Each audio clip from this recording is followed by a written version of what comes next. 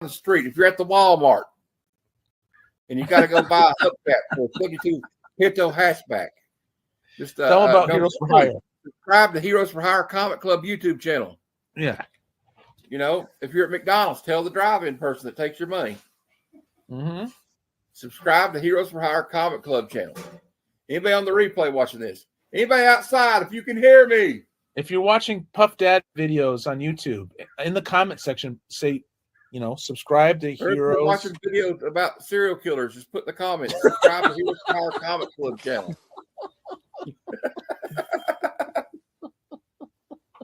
When you're at church and you give the offering to the preacher, say, I'm going to donate $5 to the church for my tithing today. But please, when I do this, Reverend Clark, would you please subscribe to Heroes for Hire Comic Club channel? Oh, hello. I'm Matt, your host for the most Tower of Power, too sweet to be sour, baby. I have wined and dined with kings and queens, and I have dined in alleys on pork and beans. Woo! All right, we all this is the Heroes for Hire Sunday Super Show Extravaganza. I don't think we use the word extravaganza enough, so I like to use it whenever possible. So welcome to the show. We're going to be talking about the new comic book day previews for this coming week of December the 4th, 2024. Getting ready to be 2025. Can't wait. Also, don't forget to like and subscribe if you like what I do. I appreciate everybody watching right now. And also, another quick announcement. Tuesday, 8:30 p.m. Eastern, Comic Conversations, Episode 4. My guest will be Legion of Comics. So please stay tuned for that. Really one of my new friends here on YouTube, and he's a pretty cool guy. You can also follow me on Instagram at Ghost of Tom Joe 76. But without any further ado, we please welcome my co-host with the most. He's actually a really good dude. He's my friend from the North Country, right over the border in Canada, and it is Glenn, aka Flat Earth Santa, the Agent of Chaos. Welcome in, buddy. How you doing? I'm doing good. We got the background going. We even have KBDM says, "What's up, everyone?" Hey, KBDM. How you doing? Good to see you. Or good to see your comment. I always say "see you" like we can see everybody, but that would be an interesting experience if you could see all the people watching in their boxer shorts at home or their pajamas, right? But I don't know if that was a good intro or not. But we try around here, and that's right. Get out there. Every place you go, put it up on your grocery bulletin board. Put it up everywhere. Right at your local community center. Put it on the wall and say, "Subscribe to Heroes for Hire Comic Club channel." Also, if you're getting a prostate exam, just turn around and tell the doctor, "Hey, doc, when you get done, could you subscribe to Heroes for Hire Comic Club channel?"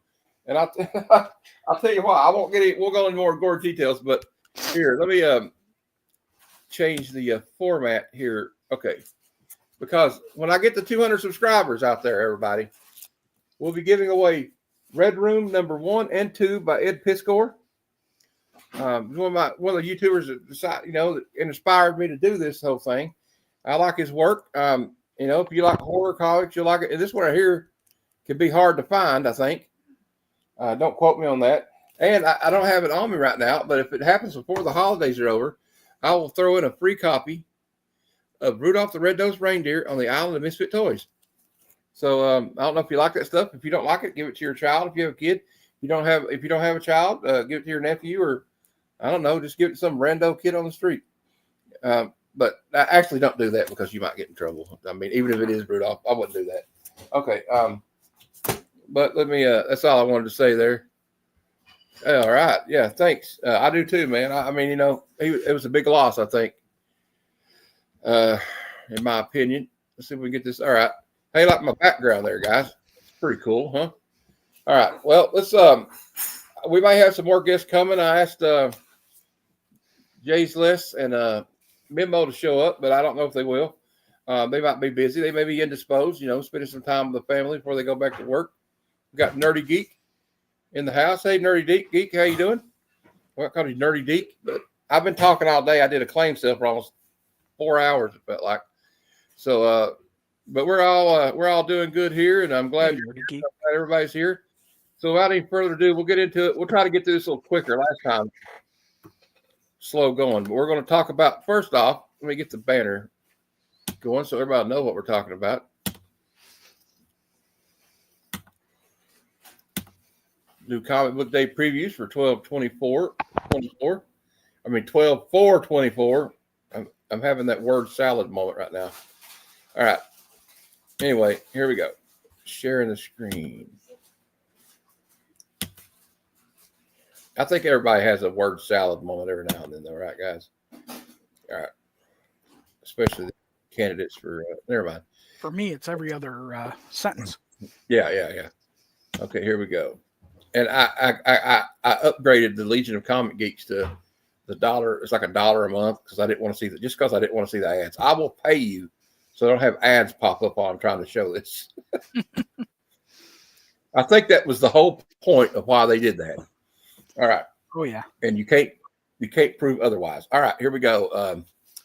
Batman 155. Let's see the variants on this one. We have a Tony Harris cardstock variant that's cover B. Cover C, John Boy Myers. I kind of like John Boy. Good night, John Boy. I don't know if the younger people might not get that. They're going to be like, what? What the hell does that mean?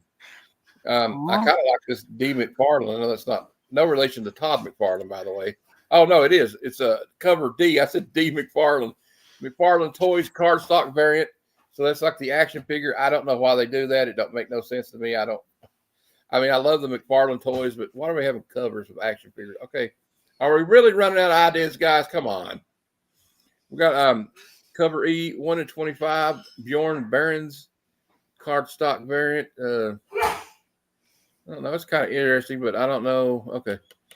Let's see here. We got another one. Oh, I like this Nimit Malavia. I guess that's the name of it. But look at the Christmas one. That one's kind of cute. Chrissy Zulo. I mean, if you want to get in the Christmas spirit, there you go. Next up, we have Absolute Superman number 2. This is Jason Aaron is doing this one. He's the writer. I don't know. I liked it, but out of the 3, if I was ranking them, I'm not saying these are all 3 great Absolute comics or all that. Are the greatest thing ever. Nothing like some people are. But I mean, it's an interesting read so far. But if I was to say, this is probably the 3rd best one out of the bunch. But we got cover B here. Some of these names I'm not going to try. So I kind of like cover C a lot. That's kind of cool. I like Superman in action. You know what I mean? Like flying towards the out of the page. Although this Sanford Green one looks kind of cool, I guess. I'm trying to. Okay, the Raphael Albuquerque one's kind of cool because I kind of like him. So, but we got Optimus number 7. Of course, the maker. He created this alternate universe, and he made a world without heroes. So they're trying to awaken the heroes, and it's kind of a cool take. You have in this version of the Avengers, of the Ultimate Avengers, you have Reed Richards is actually Dr. Doom, and his arrogance of trying to go into space, which even if it wasn't the Dr. Doom Reed Richards, you got to wonder he took his girlfriend and his girlfriend's brother, and his best friend up into space for some harebrained experiment, and got them all infected with radiation or whatever, and then they turned into. But anyway, you know what? If you think about it, Ben Grimm got the short end of the stick on that one, right? It's kind of hard to go around as a rock person, but anyway, we got the ultimate. I kind of like covers A on these. As you can see, if it's green, that means I got it on my pull list. Although this one right here looks pretty cool. I don't know who that is. That's Inyuk Lee special variant. I kind of like Inyuk Lee. Then we got, once again, this is like Groundhog Day every week. When we do this show, Glenn, we see another issue of Action Comics. So they're really pumping this sucker out. They want to get that number high. Yeah, they're trying to get up there. I think they're trying to blow Amazing Spider-Man so far out of the water that they can't catch up. But they were going to anyway. I don't know why they're trying to. Yeah, ASM can't catch up anymore. There's They're no back way. at like 50 something. Yeah. I know it's legacy, whatever, but Legacy. We'll say that in air quotes. I like this Sweetie Boo Supergirl though. It's kind of cool. If I was going to get it, it would be for the cover. I just don't read Action Comics anymore. The Action Comics I read, I don't know if you can see it on the camera, or like the old ones, like John Byrne, like the one I was reading at first of the show. Oh, this one right here is pretty cool. This David Nakayama one. I have it marked because I'm a Nakayama fan, obviously, and I just like the way he draws. I like his art. And this one's kind of cute, the Kaplan one. Then I guess this is the foil, or it's probably like Unknown Comics. Okay, it's Unknown Comics variant, so it's an exclusive. X-Men number 8, and it's got, of course, 7. Right on brand for Marvel. We got 7 variants. Although I don't like cover A too much. I don't know. I mean, I like Rogue, but I don't like that. But this one right here, this is the 1 in 50 though, the AKA tempered version variant. That girl's like a newer character. I like that. That's the one I got marked. Then they're going all hog wild with these Marvel versus Capcom covers here lately. yeah, I kind of saw that. Chris Garuso crossover. So this is an homage to the connected covers of X-Men number 1 from back in the 90s that Jim Lee did, except he's done it like a Scotty Young style. And then we have the Marvel Studios variant. That's, of course, Cassandra Nova. I almost forgot her name. And here's if you're familiar with Whatnot, you'll know this group. And correct me if I'm wrong, Glenn, they are from Buffalo, right? This is the Sleeping Giant Yes. variant. Yeah. They've got a store in Buffalo, and a warehouse too, I think. And they're a major seller on Whatnot. Sometimes they do shows like all day and night. They have different hosts, so they're on all the time. And they got some cool exclusives. If you like that kind of thing, I know a lot of people honest may not like all these exclusives. They just want to read old comics. But if you do get exclusives and like stuff like that, they have a lot. So, and you can depend on if you get something from them. The one thing I will say about them is they're not going to screw you over. You're going to get it. They're a pretty professional outfit. They're actually a totally professional outfit. I should have said that. They definitely are. Yeah. In fact, a friend of mine, Bill, he's not a sorority. What do you call it?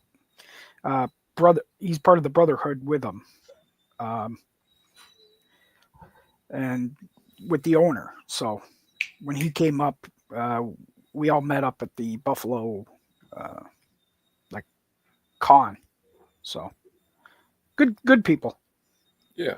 And I was like, I have fun at the streams. I've got a couple of things from them, and I've won a couple of giveaways from them. So, I like them. I like free stuff. Okay. We got, I would argue this is probably this title is probably better than Amazing Spider-Man right now. I mean, well, I've heard good things about this 8 Deaths of Spider-Man, but I've had PTSD over it. We kind of talked about this earlier today on the claim sale. I have PTSD with Amazing Spider-Man to the point where I do not trust Marvel to do the right thing with that character. So that's all I'm going to say about that. So we got 3 covers. I think Miles is still doing that vampire thing. He's got a new suit, from what I've heard, that like keeps the urges down to, I guess, suck people's blood. So I don't know how that's working out for him. I guess if you want to know, read that comic book. This is Jed McKay still on this one. This is Avengers 21. Last issue was a solo Black Panther story, which is pretty cool. He goes to this different planet, and I read it. I actually read this one. He goes to a planet, this like to help, like there's like these overlords or something. So he kind of like helps them, form like an insurgency type thing. We got a couple of variants here. We got another Marvel versus Capcom variant. We got a Mateo Lola variant or something. I can't talk right now. And okay, then I've not read the last 2 issues of Wolverine, but I do have them. I'm kind of like, I let them build up a little bit, Glenn. You know what I mean? So I could read them. Because if I read one, it's kind of disjointed, and I forget what I read like 3 weeks later. Yeah, and especially if it's a overarching, overarching arc.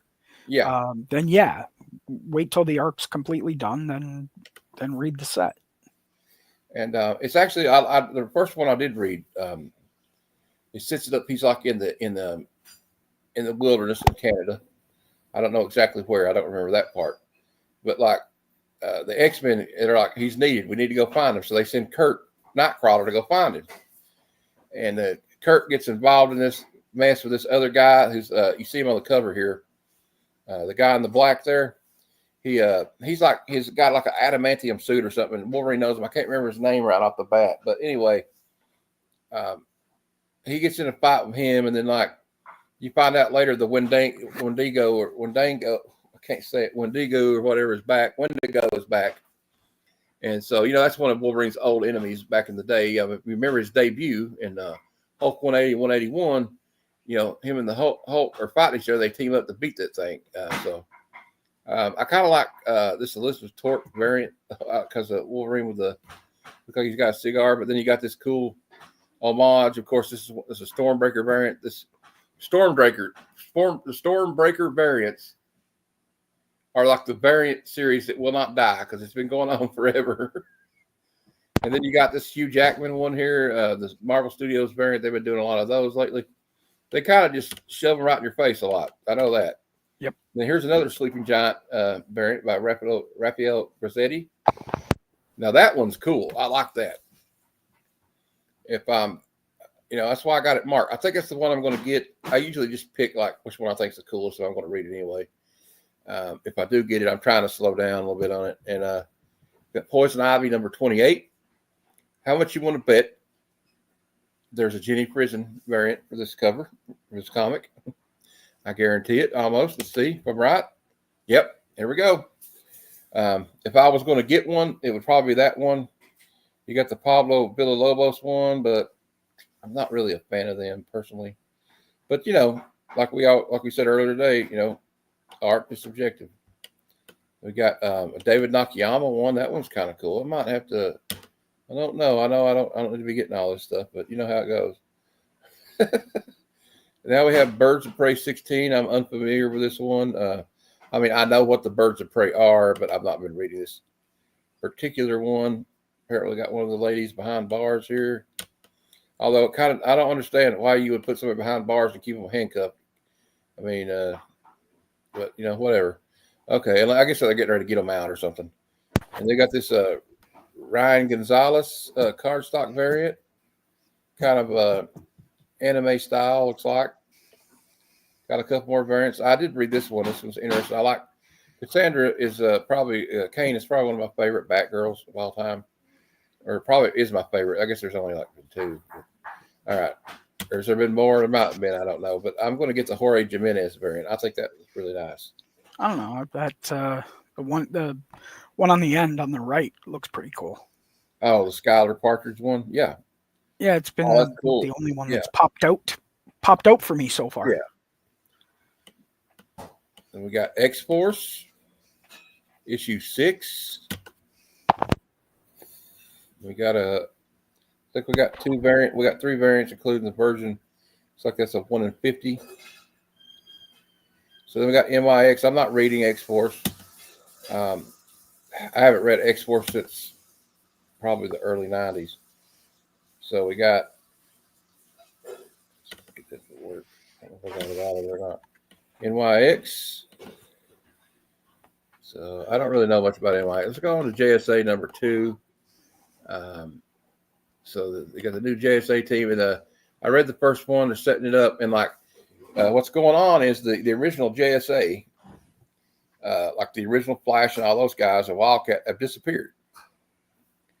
And so the newer members here, like you see Blue Beetle, and I can't remember her name, but all these people are like trying to find out what happened to them, but then they find out there's probably a mole in their group, and so you don't really know for sure what's going on. But it's like, I guess you know how it is. The first issue comes out, they're setting up what's going to happen.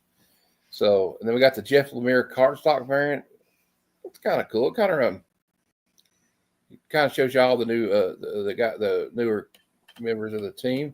Well, this one right here is cool because this one is seems to me, if you've seen the old music video they made for Bohemian Rhapsody, remember where they're all standing there going, "Oh, sole mio, let me go." Yeah, kind of looks like kinda that.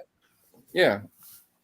So I might get that one actually. I was going to get the A, but if I get the second issue, we got Shazam. I don't read Shazam either. Like Gomer Pyle will say Shazam. Javier Polito, or I can't say it. Sorry, I'm not good with these names. We got Gunslinger, issue 38. Tom McFarlane is writing this one. We got only 2 variants for that one. He kind of doesn't really go with all the too many variants usually. No, Got not Spider, usually. yeah, Spider-Gwen, unless it's like a milestone issue. Like Yeah, if it's like 300, there's like 350, 50 million. Yeah. There's like, well, also, I guess there's probably a lot of artists who were influenced by Todd that probably, when it's a milestone, want to be involved in that. So, yeah, it's always fun. At least he doesn't do it like crazy, like we're getting ready to show you in a minute. We haven't even got into any of the Dynamite and Boom Studio stuff yet. So, yeah. brace yourself for that. So, Spider-Gwen's got, looks like 2 variants. I read the first issue. I really wasn't feeling it, to be honest. And I'll be honest, I'm not feeling either one of those covers. All right. You're going to get a short box for the Dynamite cover or the Dynamite variant. Yeah, for just one release for the week. Imagine how many come out in a month. I mean, how many trees have to die for people to get their Dynamite comics? All right. Venom, all new Venom #1. There's a lot of speculation on who the new Venom is. My money is on Luke Cage because it's one of the people that they've been hinting at. And I believe that's the one it's going to be because it's got the gold in his uniform. I could be wrong. But we got red herring, maybe. Yeah. Ooh, look at this Eric Larson variant. It's a 1 in 50. I kind of like that. And the Stephen Platt one, that's pretty on point. That's a 1 in 100. I'm assuming there's a trade dress variant down here somewhere for that. And, well, the Venom horse one's kind of cool, too, I guess. I think we know why that's in there because of the movie. Oh, look at this one. Is this Ivan Tao? Look at this Ivan Tao one. Huh. I might have to just bookmark that. Doesn't mean I'm getting it, but And of course, we got another Marvel versus Capcom, and then we got a Chris Caruso variant. Looks like him and Scotty Young kind of have the similar style, which is cool. It's kind of cool though. That one's kind of cool. John Jang negative bleed variant. We got more to go. There's the version of it. Then we got a Giuseppe Humberto Ramos. We got the logo variant. Got variants. There's the trade dress of the Platt one. And there's the Inyuk Lee East Side Comics variant. I'm sure that's probably an in-store exclusive. We have Two-Face issue 1. I didn't know this was coming out. I guess they're trying to do that. They did a Penguin series, so I guess maybe they're going to do one on all of them. I don't know, but I've never really seen a Two-Face solo series. Have you? Trying to think back. I don't think I have. I don't recall one. No, I don't remember one. We got the Walking Dead Deluxe. They've already got this. If you like the original ones, well, just buy them again, right?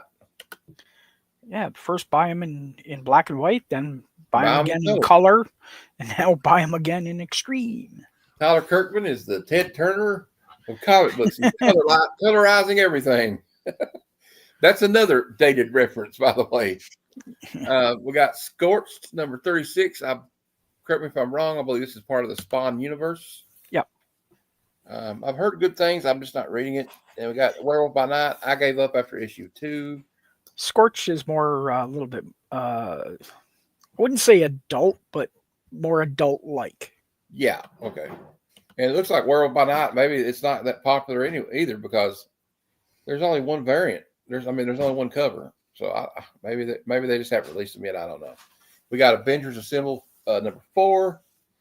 I don't know much about this one. We got Miss Minutes on it. I already don't like it because I can't stand that Miss Minutes thing.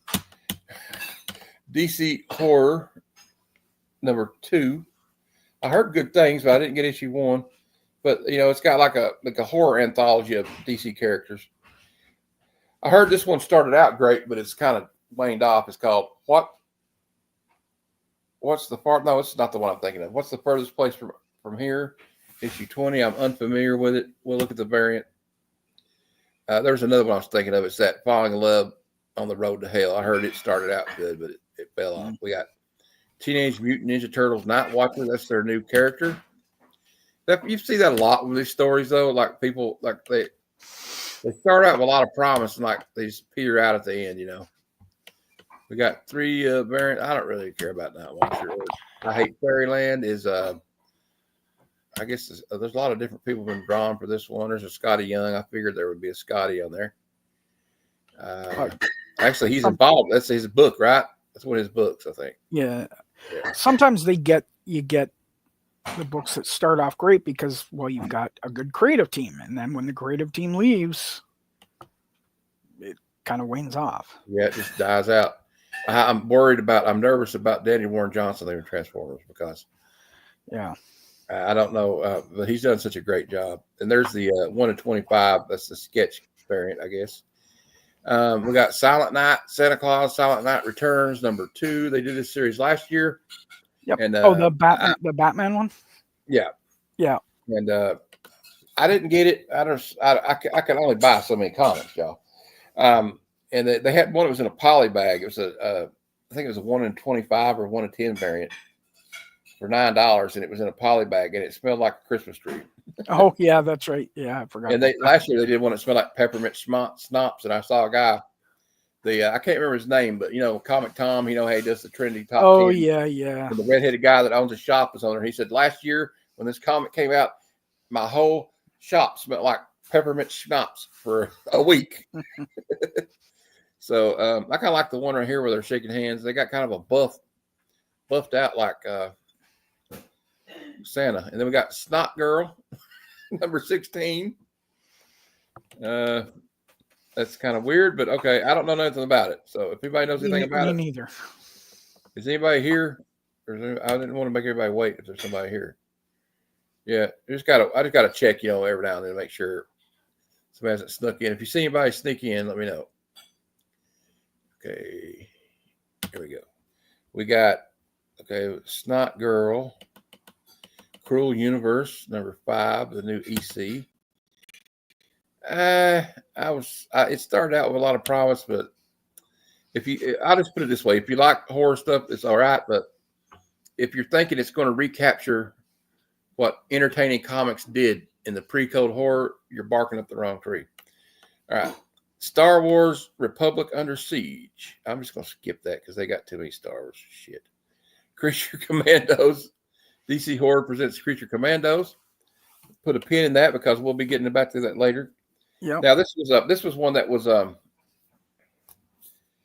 they had these stories in the back of these. I can't remember what issues. One was like Wolverine and then Deadpool, and it was called Weapon X Traction.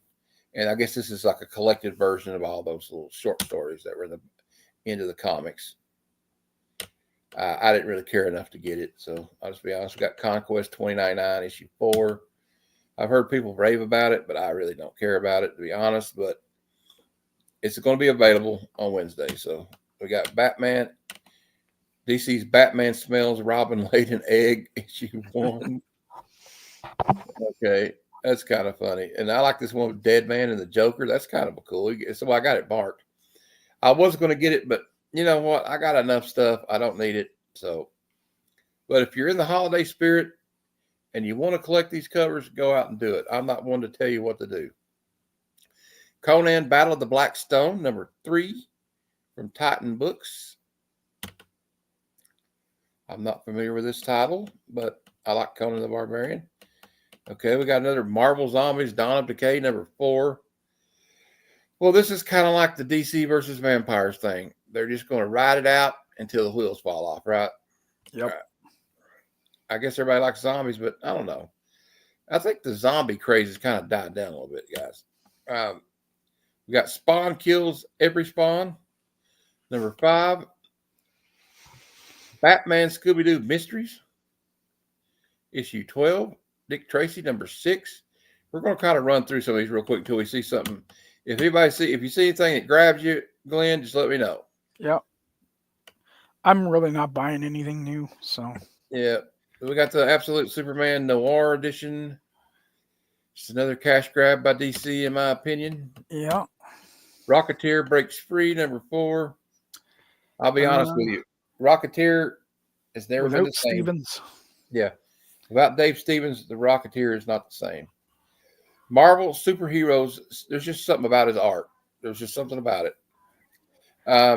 So they're doing another facsimile. This is Marvel Superhero Secret Wars 12.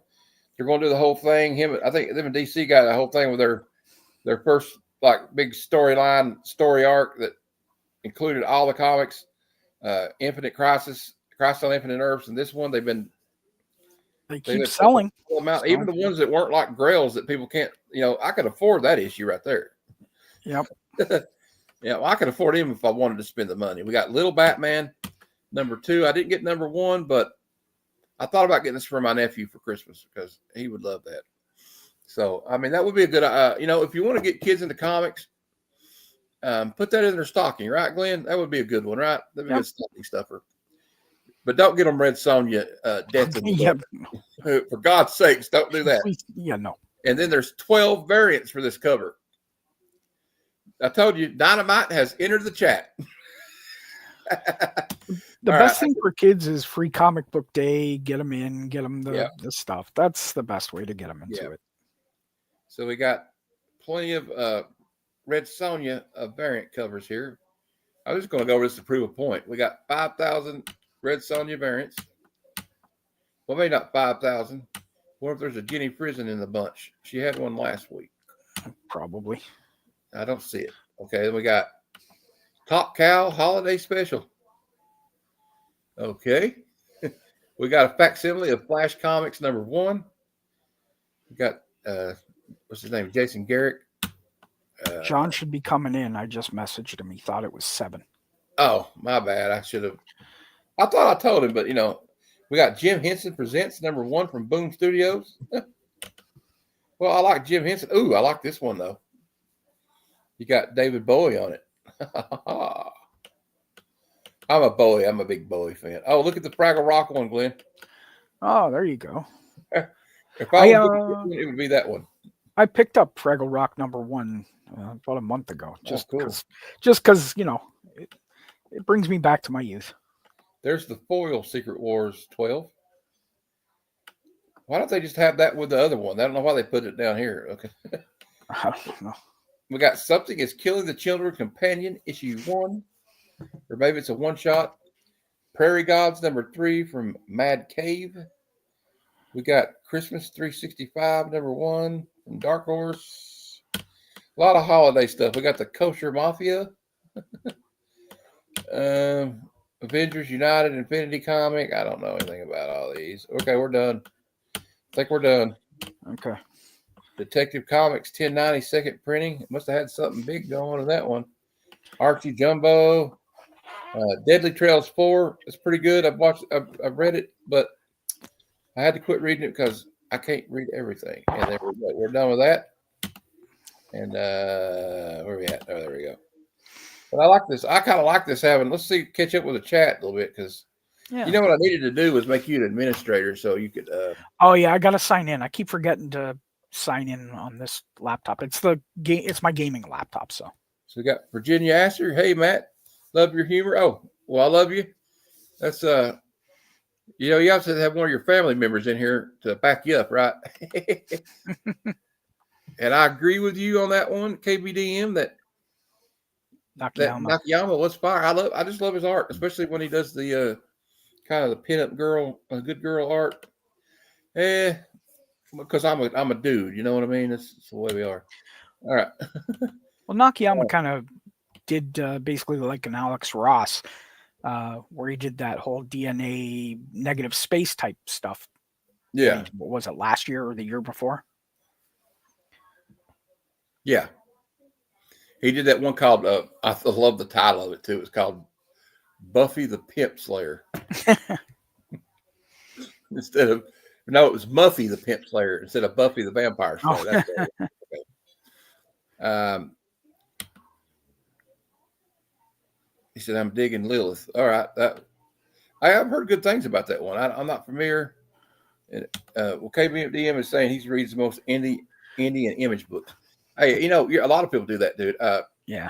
A lot of people are just, I have a friend, Steve, from Louisville, Kentucky, and that he won't buy, and he's quit buying everything except Hulk, and that's because Nick Klein, is the artist.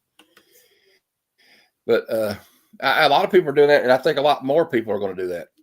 That's just the way it's going to happen. Hey, if you see anybody show up, Glenn, let me know. We're going to go over these trending, or should we wait and do the Creature Commandos right now, and then do the top 20 with him? Because John said he's on his way home. Okay. He'll pop on as soon as he gets in the house. Well, let's just do a preview of the Creature Commandos for now. Oh, there you go. I'm kind of excited about the show. I'm an animation maniac. If it's good. All right. Let's just we'll see it. And I'll play the trailer, but we need to try to talk over it because I don't want to get in trouble. Yeah. Okay. Well, what you do is about every 10, 15 seconds, you just stop, say a couple things, and continue on. That's a good idea. Last time I kind of failed at that, but we'll do it this time. I go to the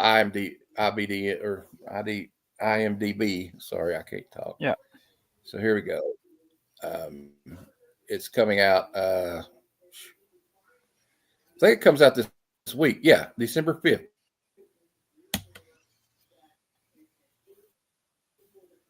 Here we go. Let's see what's going on with this thing. It'll play. General Flag, you found yourself in the middle of an international incident. Oh, princess. The United States is in business of saving the damn world. So we got Amanda Waller. And of course. What in the holy hell? Congress said we can't use human prisoners. I guess you could say Amanda Waller is the These assholes. It's the straw that stirs the drink, right? Yep. In the Marvel universe. I can't pause it. Who should be called the bride? All right. We'll just keep talking over it. So we got the Marvel here. That looks interesting. Dr. Foster. That was Thorn from wasn't it? Yeah. That's what it takes to survive. It's Nina Moser. Oh, Jackal? I don't remember her. Last one is G. I'm trying to think of her name too. GI Robot. Oh yeah, GI Robot. Yeah. Yeah, I like GI Robot. James Gunn, of course. James Gunn's been doing stuff. So this is going to be kind of like a monster Suicide Squad, basically. Yeah, sort of the Suicide Squad. The like Marvel's. What do you call it? The Creature of the Dark or whatever. Yeah. Oh God, I can't even think of the name now. With Morbius and Man Thing. And... Oh yeah. I know what you're talking about. Is that like the Midnight Suns or something? Not the Midnight Suns, but them too. But yeah. Yeah, I can't think of the name, but it's in the Marvel. It's on Marvel Spotlight. 28. Whoa.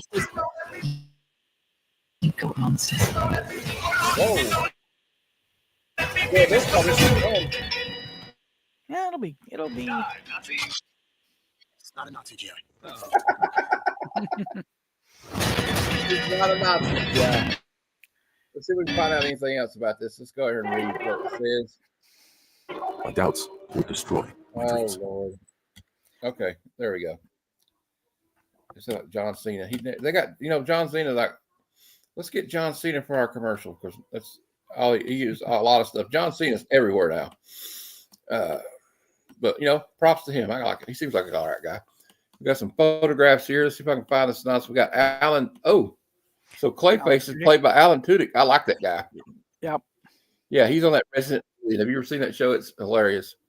Oh, Frank Grillo. the alien. Yeah. Yeah, So Frank it's Grillo. based on a comic. Yeah, that's right. It is.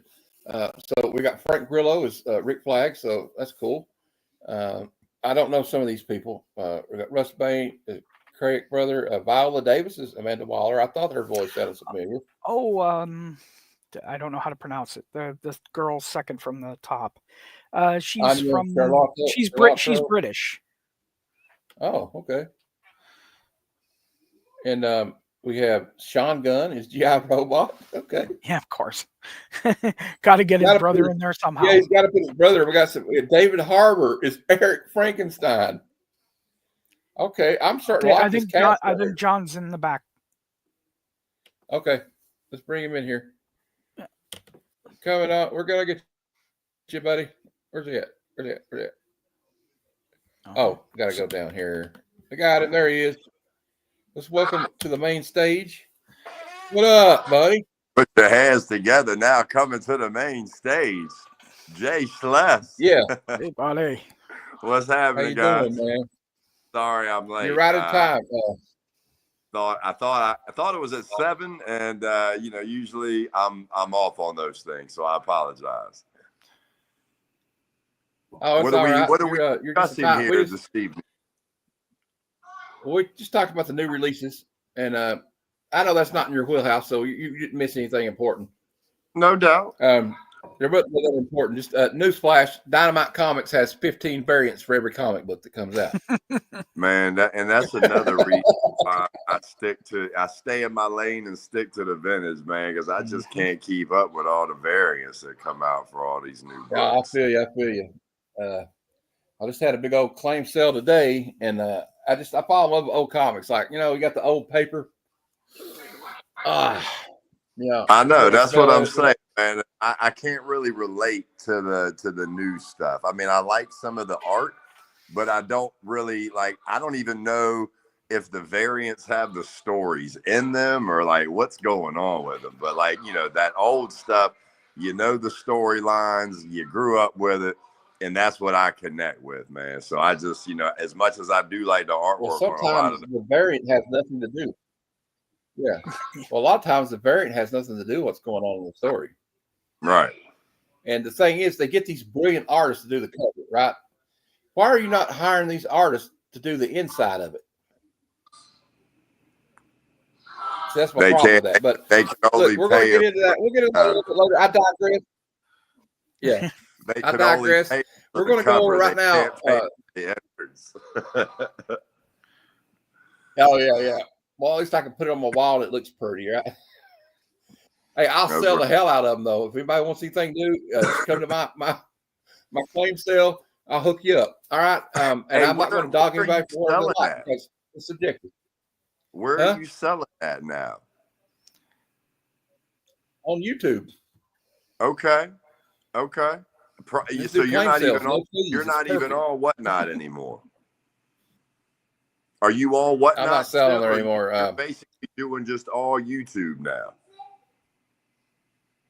Yeah, I buy on Whatnot still. I just don't do. I still owe them $57. They waited like 3 weeks to charge me for those packs.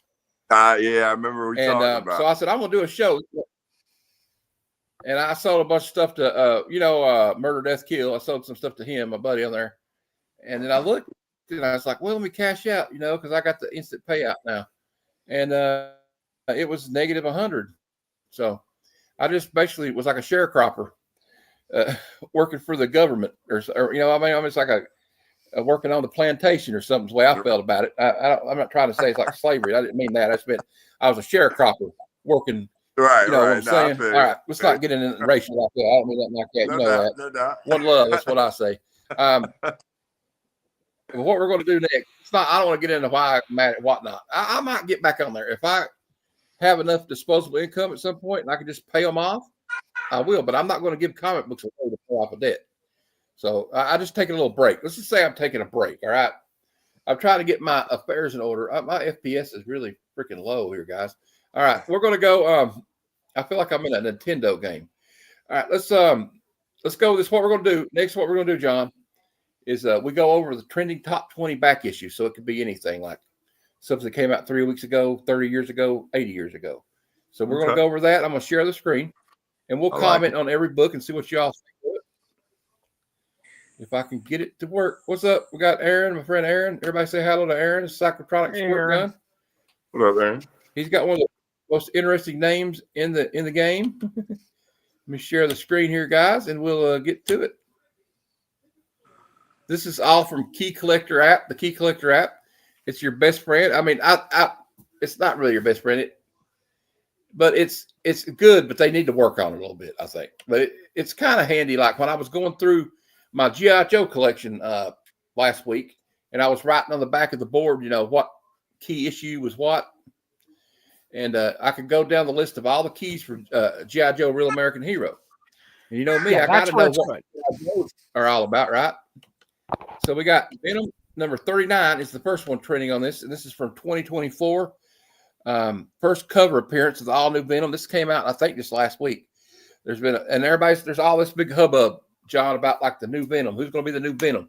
And everybody thinks it's leaning towards Luke Cage being the new Venom. So there's been a 575% increase in copies sold this week. The next one on this list is this is a holiday one they've been doing. This is from last year. The Batman Santa Claus Silent Night #1. And it's a 4-issue limited series that sees Batman team up with Santa to battle monsters in Gotham. And there's been a 567% increase in this because they do have another series this year coming out of this. It's a part 2 of this. And the comic smells like a Christmas tree.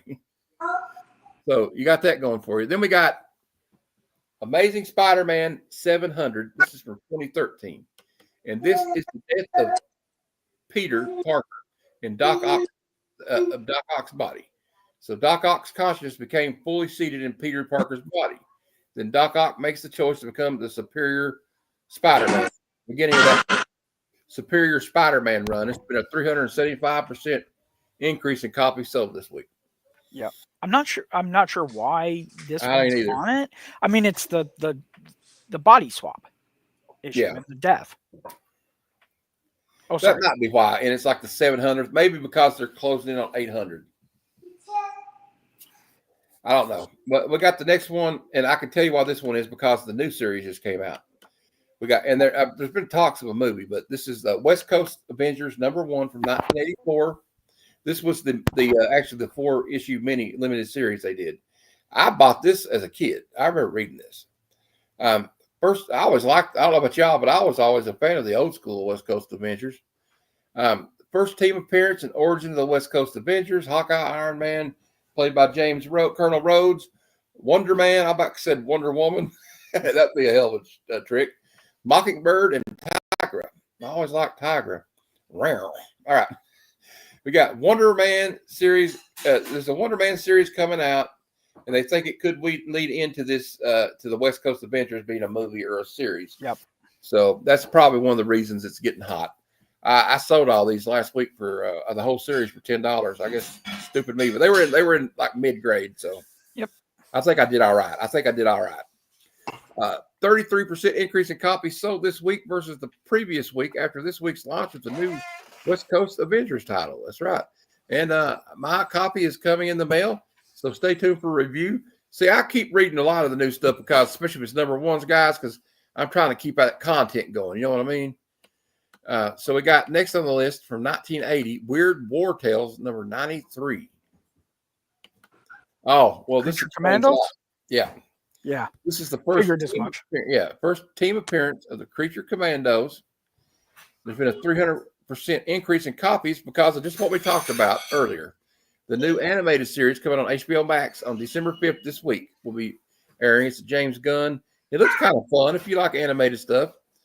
Now, this next one, y'all, we all know this one's a banger, right? We all know this is a big one, right? Yep. DC Comics presents issue 26 from 1980, DC Comics. New Teen Titans. That's right. The first appearance of the new Teen Titans. Robin, Wonder Girl, Kid Flash, Cyborg, Raven, Beast Boy, and Starfire. It's also the first appearance of Raven, the first appearance of Cyborg, the first appearance of Starfire, and it's when Beast Boy becomes the Changeling.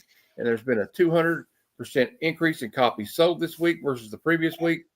And it doesn't have to be because anything's coming out. This book is evergreen. This is one of those books that it's always going to be worth something. It may fluctuate a little bit, but I believe, there's always a lot of interest in the Teen Titans. I loved the Teen Titans when I was growing up. I read a lot of this stuff. I read the George Perez run, Marv Wolfman, both two of the GOATs, in my opinion. What do you guys think? I've got it in direct and news. So That's what I'm talking about.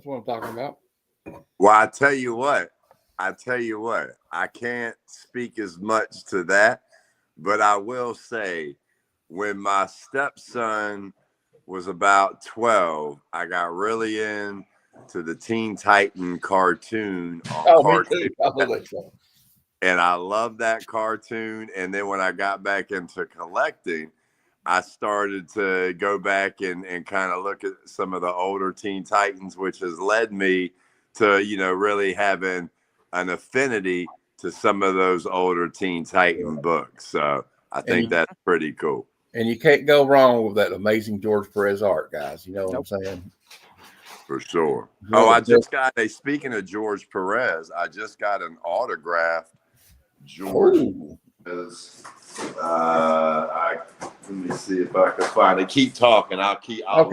We'll show them after we get through here anyway. Show. All right. We got the next one on the list is Marvel Superheroes Secret Wars issue 10. Everyone knows why this one's there. Yep.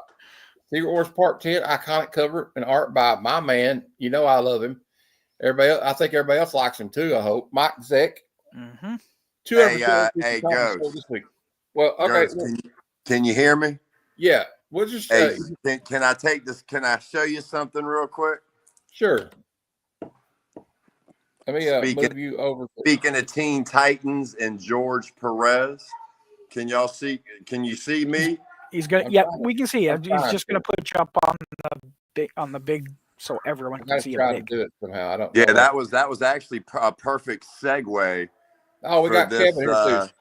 Everybody, my friend Brandon Rips is here. Hey, Sorry Kevin. about that. I didn't mean to cut you off. Hey, Kevin.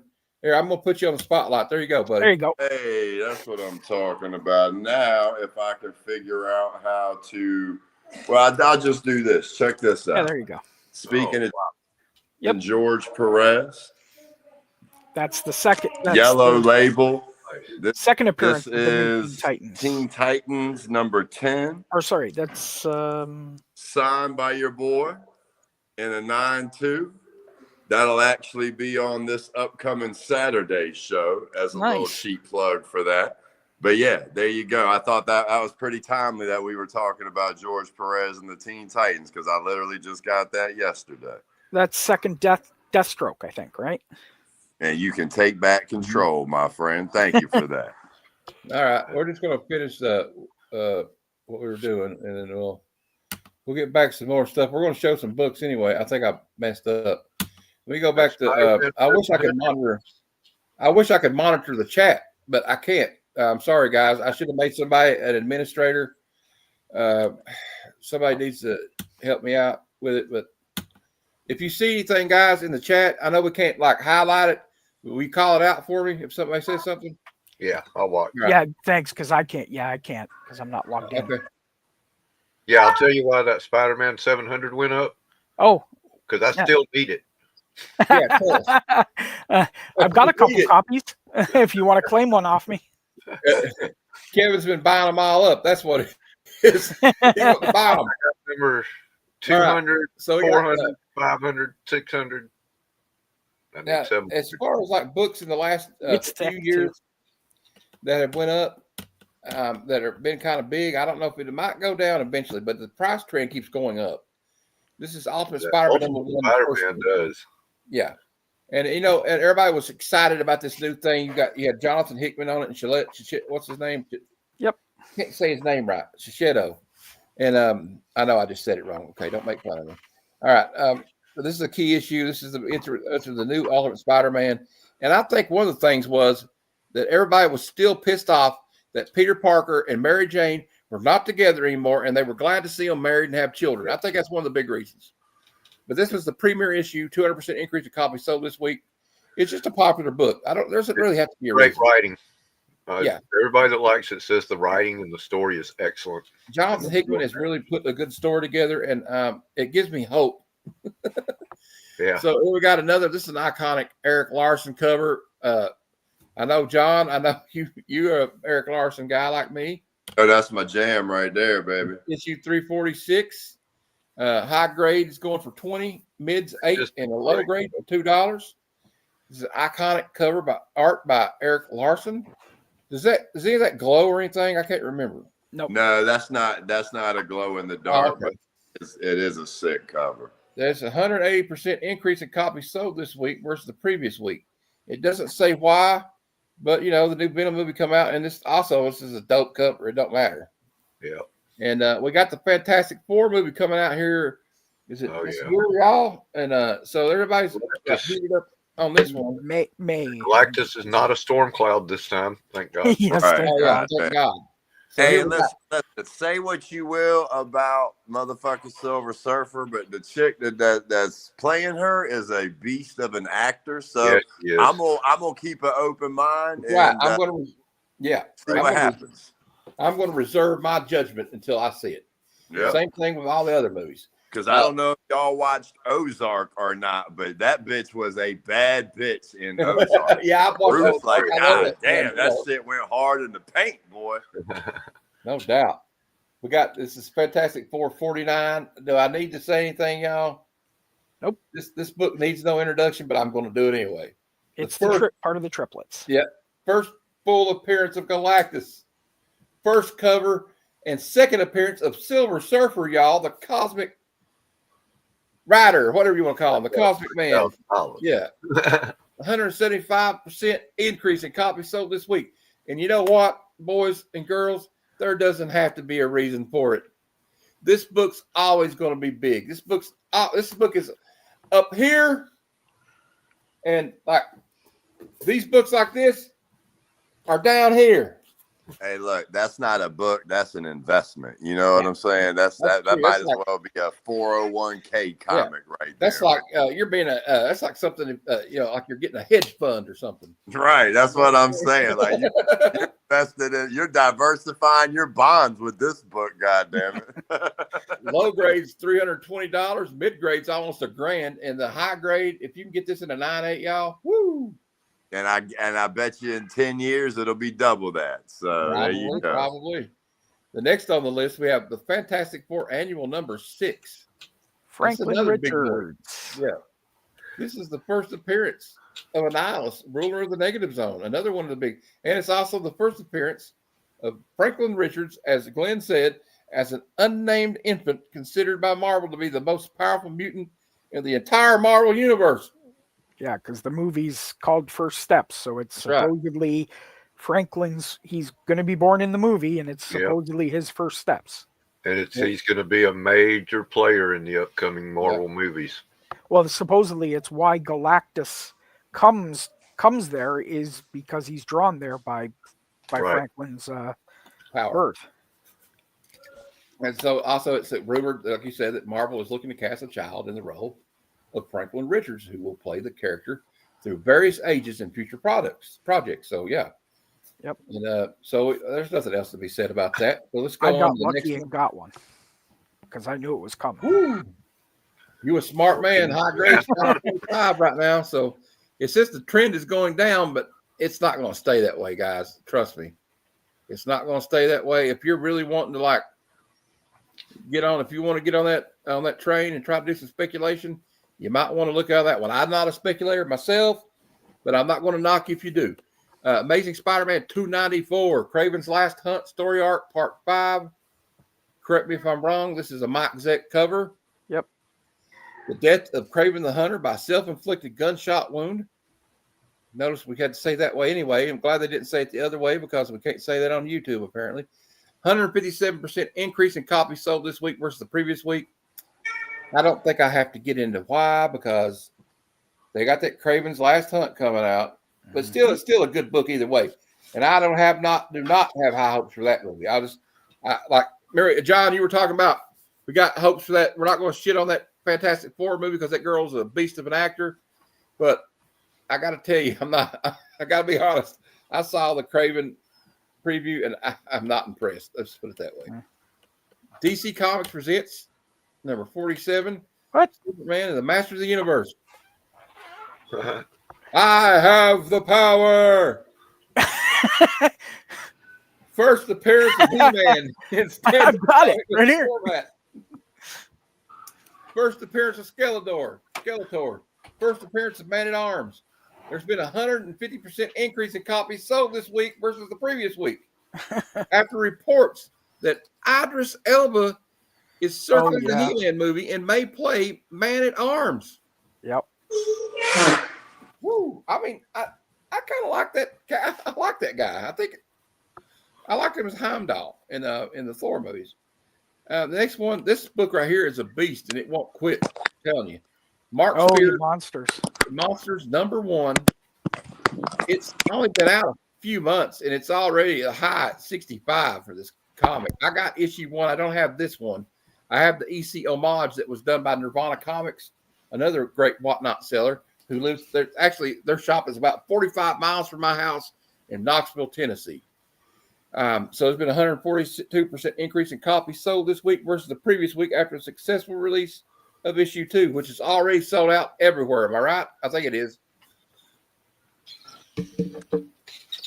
Am I talking too much? I feel like I'm talking too much, but anyway. The next one on the list is Infamous Iron Man #1. It's going in a high grade for $50. I feel like Comic Tom right now for some reason.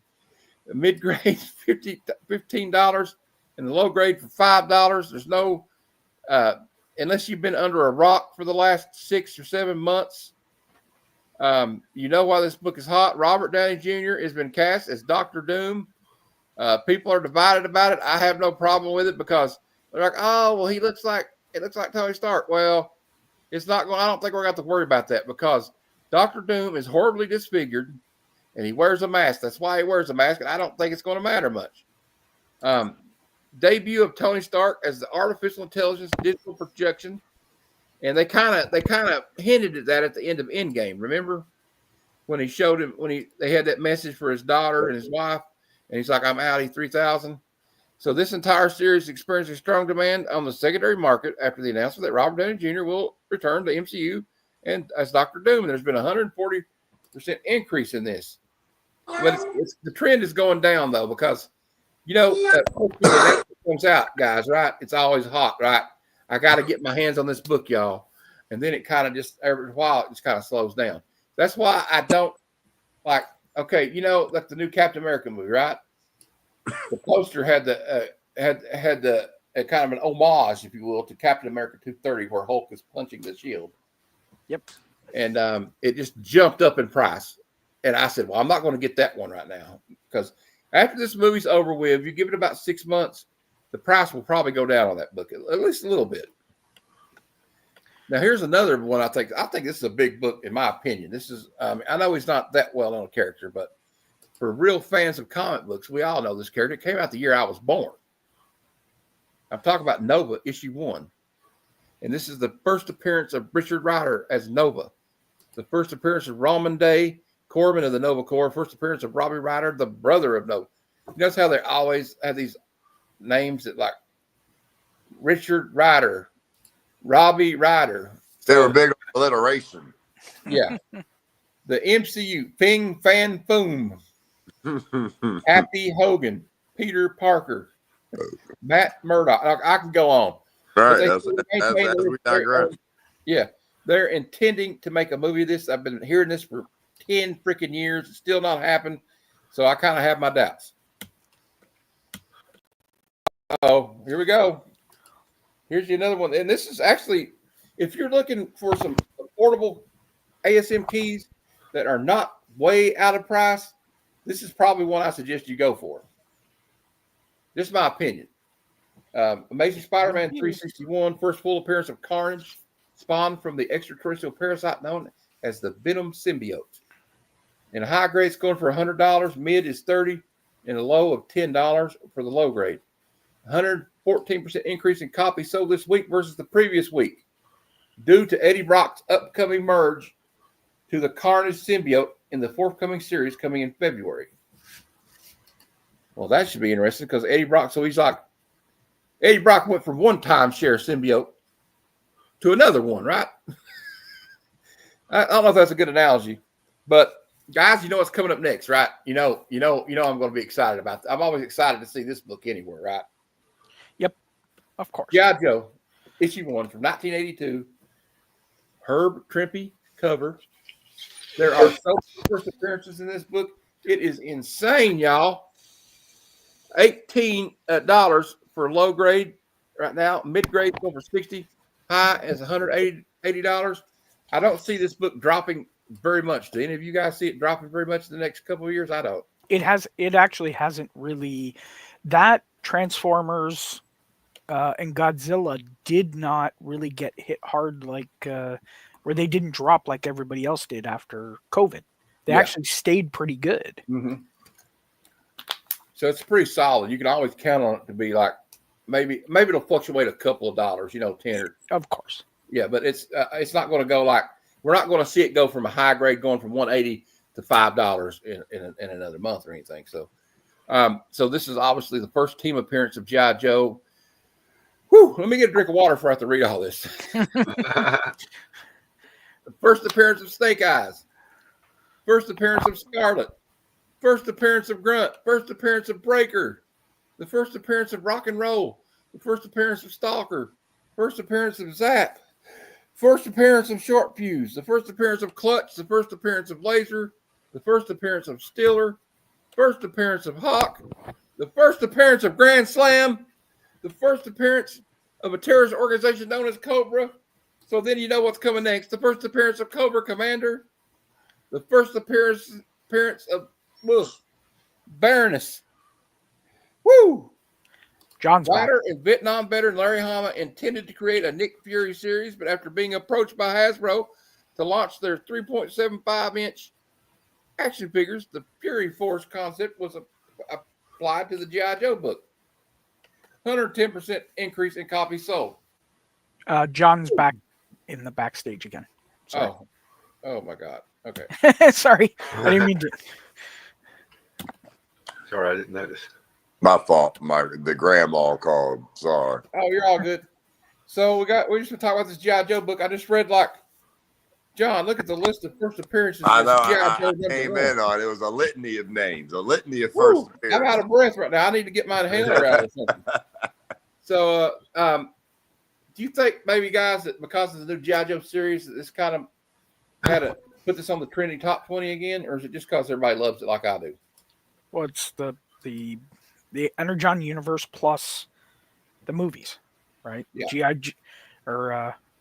Joe was in the after whatever in the Transformers movie. They're bringing it to the screen. Look at this thing.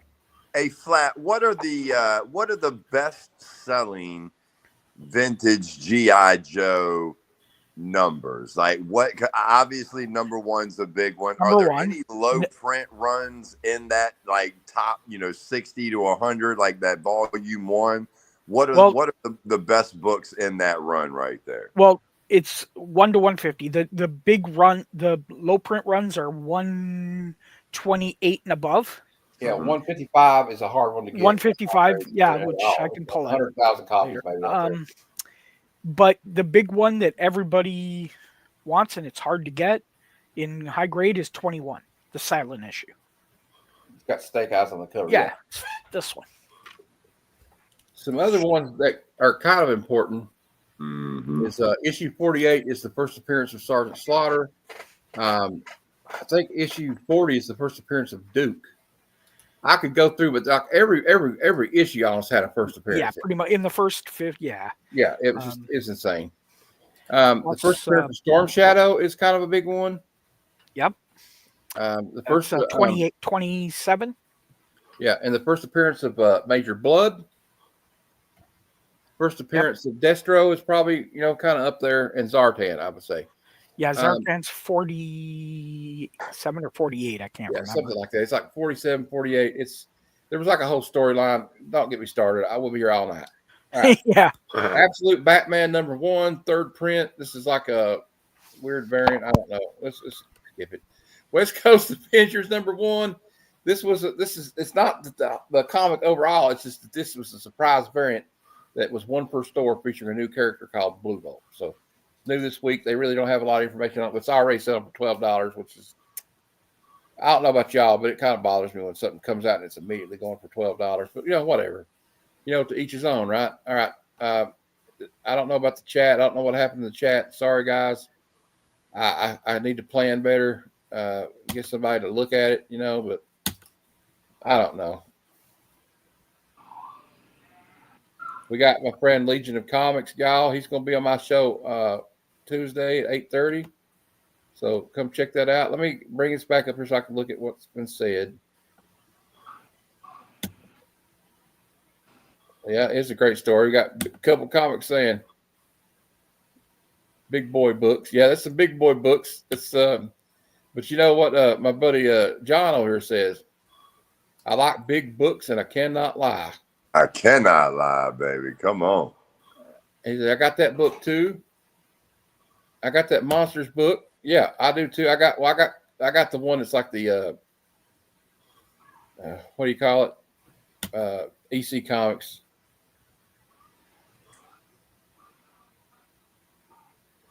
I like this one right here. Look what he said. He says, his name is Richard Ryder, but what do his friends call him?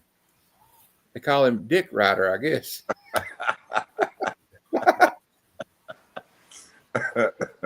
As he's known in the streets. Yeah. That's his X-rated video name. Right. And he's also telling us, I left you for dead in the chat because I can't see the screen. But sorry, buddy. I'm sorry. That's just the way it goes. I need to do better. He says he's also giving away some absolute Batmans tonight at week's end. I will be checking that out because when we wrap up here. So, all right, guys. Now, maybe next time, can I make one of y'all an admin so we can look at the chat a little bit more? Because it didn't work out. I'm kind of bummed out about that part, but it's okay. It's okay. Now I want to share with you guys what I got in the mail yesterday, if you don't mind. Here we go. Let's see it. Please. Let me, I'm tired. I'm just tired of talking. Okay. I'm just going to be honest with you. Look, the heavy is the crown. You know what I'm saying? You need to host the show, baby. You got to keep rolling. Also, shout out to Jay's List, John here. This guy is awesome. I only bought 2 things from yesterday. I bought Spider-Man #1, the silver variant, Todd McFarlane. I bought, I think it was Spawn 11. And I got something for you last week, but I'm on a limited budget, so it's not get there. But listen, buyer's giveaway. What I'm trying to tell y'all is, people bought like a lot of stuff from more money than I spent, but still, I had a puncher's chance, right? Hey, and listen. There it is, right there. Check it out. Bang. Got your name on it, baby. Hell yeah! It's Eternals #9. #9, yes, sir. Well, look what I got in the mail yesterday, boys. Ooh la la. Todd McFarlane's last art for Amazing Spider-Man. But you know who else I like, don't you? Captain America. You see the shield behind me? Mm-hmm. Oh yeah. Mike Zeck, first appearance of the new Baron Zemo II, son of Baron Von Zemo or whatever his name is. And that's all I really want to show. Let me show you these Funko Pops I got, boys. I put them on the wall. It's pretty cool, huh? All right. That is, to me, it is. Hey, show everybody. Now, JS, I'm going to put you up here, John. I want you to show everybody what I won yesterday. This is what kind of stuff you can win as a buyer's giveaway on my man's Whatnot. 12:30, right? How I flip the camera around flat? How do I flip the camera around, brother? I think I had this problem last time. I tell you what, in the sake of saving time, I'm just going to turn the phone. That's what I do. All right. Yeah. There you go. That's what my man Ghost won right there. We give a slab away every week at the end of every show as a buyer's giveaway. This last week was an Eternals number 970. And your man Ghost of Tom Jones' name turned over at the end, baby. I love to see it. That was great. And we got it, and it's the one and only Jack Kirby did the art for that one. I think. Yeah. We had a few Jack Kirby covers, and that was one of them right there. So gonna have a lot of slabs this week too. So gonna be another good week. I look forward to it. Hey, I just got a great one in the mail, or not in the mail yesterday, but it's coming. It'll be here at least Tuesday. Captain America 110 with the Hulk on the cover, Jim Steranko cover. I got a good deal on it. It's a 6.0. And here, I tell you what, if you want, I'll give you a little sneak preview real quick of a few of them. You guys want to see what he's got? Let's see what he's got. Here's that George Perez that we showed you earlier. Yeah. And the 9.2. Got a little Venom Carnage action right there. And the 9.6. Speaking of G.I. Joe, here's one right here, number 154. Oh. And 9.6. Yeah. I might be calling you about that. Here's number 11. And look, we got them at real good deals. Like, I don't here. Let me see what we got this. Like 40, 60. Here's one for 60. Here's one. What is this one? This one right here, 154 is a little bit more expensive, but we've got a lot of good like 40, 60, $70 slabs. Here's another G.I. Joe 151. Like this right here, Uncanny X-Men 262 and a 9.8. We got that's an early appearance of Bishop right there. 247 and 9.6. Teen Titans Annual number First 2. appearance of Adrian Chase, right? Little Dragon Slayer number 1 for that ass. Kevin probably like that. You like the D&D stuff, right, Kevin? Dragon Slayer. Little McFarlane action. First appearance of Felix the Not Cat. really comics so much, but Okay. I'll take anything in a slab, especially all the Amazing Spider-Mans. This one right here is really cool. Oh, hell. There you go. I'm a There's big Bowie. fan of these. Bowie right in the corner. Yeah, right there. Look at that, boy. You know what I'm saying? And you talk about Mike Zeck. There you go. There's that cover. Yeah. Yeah. God's awesome right there. That's an iconic cover, y'all. Love Yeah. that. I Second like printing. that one. Yeah, I like that one too. Second print. Mm-hmm. And then what we got here? A little Star-Lord action. Yep. And another Star-Lord behind it. So yeah, that's a little preview of what's gonna be on there Saturday. So I was waiting for my ASM 25 to pop out back there. Hey, they are taking their sweet time in CGC right now. God, yeah. Everything is backed up, but that should be coming back real soon. Oh, I got an announcement. I got another announcement to make for y'all. I will be sending in some stuff here soon for the first time. I'm going to get a membership, and I'm thinking about doing the. You pay $149, you get a $150 credit with them. Yeah, right. And so I thought, well, you know what? It kind of pays for itself right there. Exactly. So I'm gonna save up my money. And I'll show you some stuff. I'm probably gonna get graded if y'all are interested. Sure. Check it Hey, out. can I say something real quick? Oh yeah, let's Kevin. Funko Pops. I pre-ordered the Dream Funko Pop from Sandman, the TV show. Yeah. From Amazon. It came today. I lucked out and got the Chase that has the hell. Oh, Cool. I only paid $10, which is what the regular is going for. But the Chase is $10. That's a pretty damn good deal, boys, ain't it? Now I got to get the regular one though. I didn't get the regular one since I got lucky and got the Chase. But I can get the regular one for $10. Shipping paid. Because a whole bunch of people ordered them and now they're on Facebook because they didn't get the Chase. You got any comics Or they're on eBay. for these books? You got anything you can show somebody real quick so I can get these books up? Because I'm going to keep them. Well, John can finish up, or was that it? You got Oh anything no, else? that was all I had to show. That was all. Have you got no raw books or anything? I've only got what I just pulled up here. Let's go ahead and show us. Here's one that I pulled out because I wanted to show Matt this. I think he'd love this. Hulk 181 homage. Oh, that's dope. Oh, nice. I want that. Definitely. I'm all about that, y'all. Yeah, I figured. But how about this? I want to get that. Will you send me the information about that book later, or pick it up so I can look it up on eBay? Sure. I'm also interested. I think it's Deadpool 42. It's got like a trade dress like I know. It says Deadpool, a real American Zero. Oh. And then, well, as I said, on that Masters or first He-Man in comics. That's a thing of beauty, actually. I love that. When we were talking about the Ultimate Spider-Man, here was the Volume 1, but this is the Blue Target variant. Yeah. That looks identical to the issue 14, but it was only from Target. Yeah. Back when Target did that. Yeah.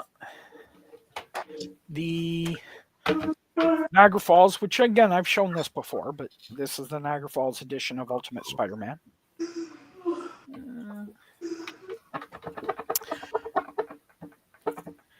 The first and second Gunslinger Spawn. Oh, cool.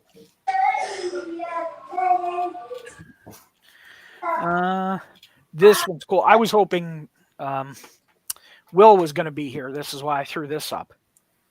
Oh, he had to go to work. He loved that. Yeah, J. Scott Campbell, Vampirella. And I know you've been trying to get this, Matt. Yeah, I've not had much luck with it. It's one of those books that eludes me. Yeah. And this one I threw up.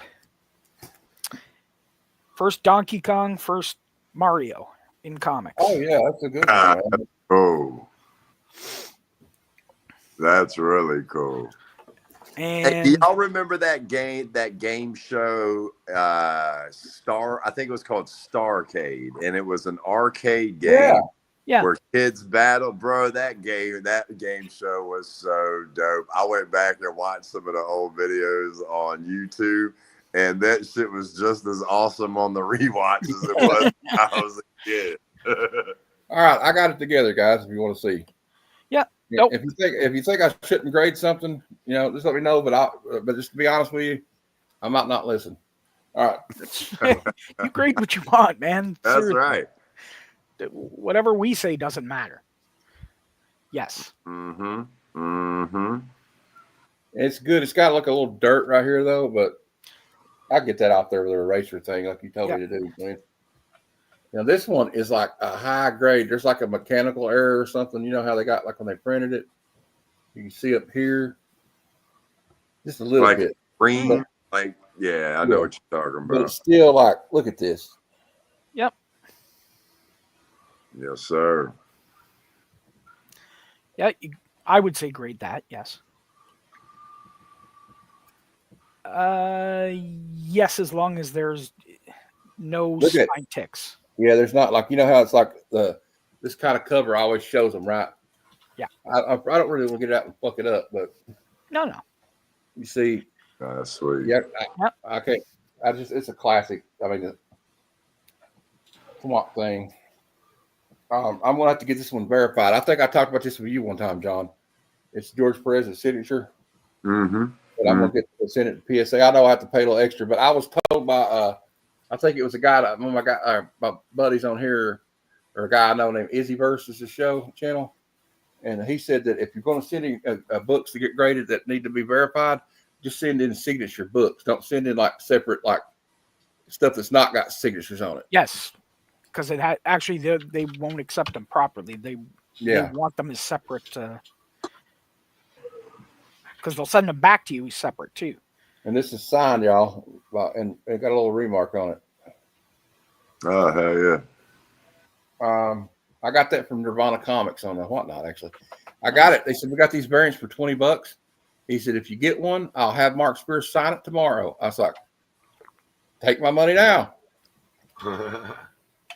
And the reason I want to tell you why I want to get this one graded, y'all, because I think I beat it like a dead horse. Told y'all this story 100 times, but one of the first times my mom and dad had bought me comics before, but the first time I walked into a 7-Eleven, went to the spinner rack and bought something with my own money was this book right here.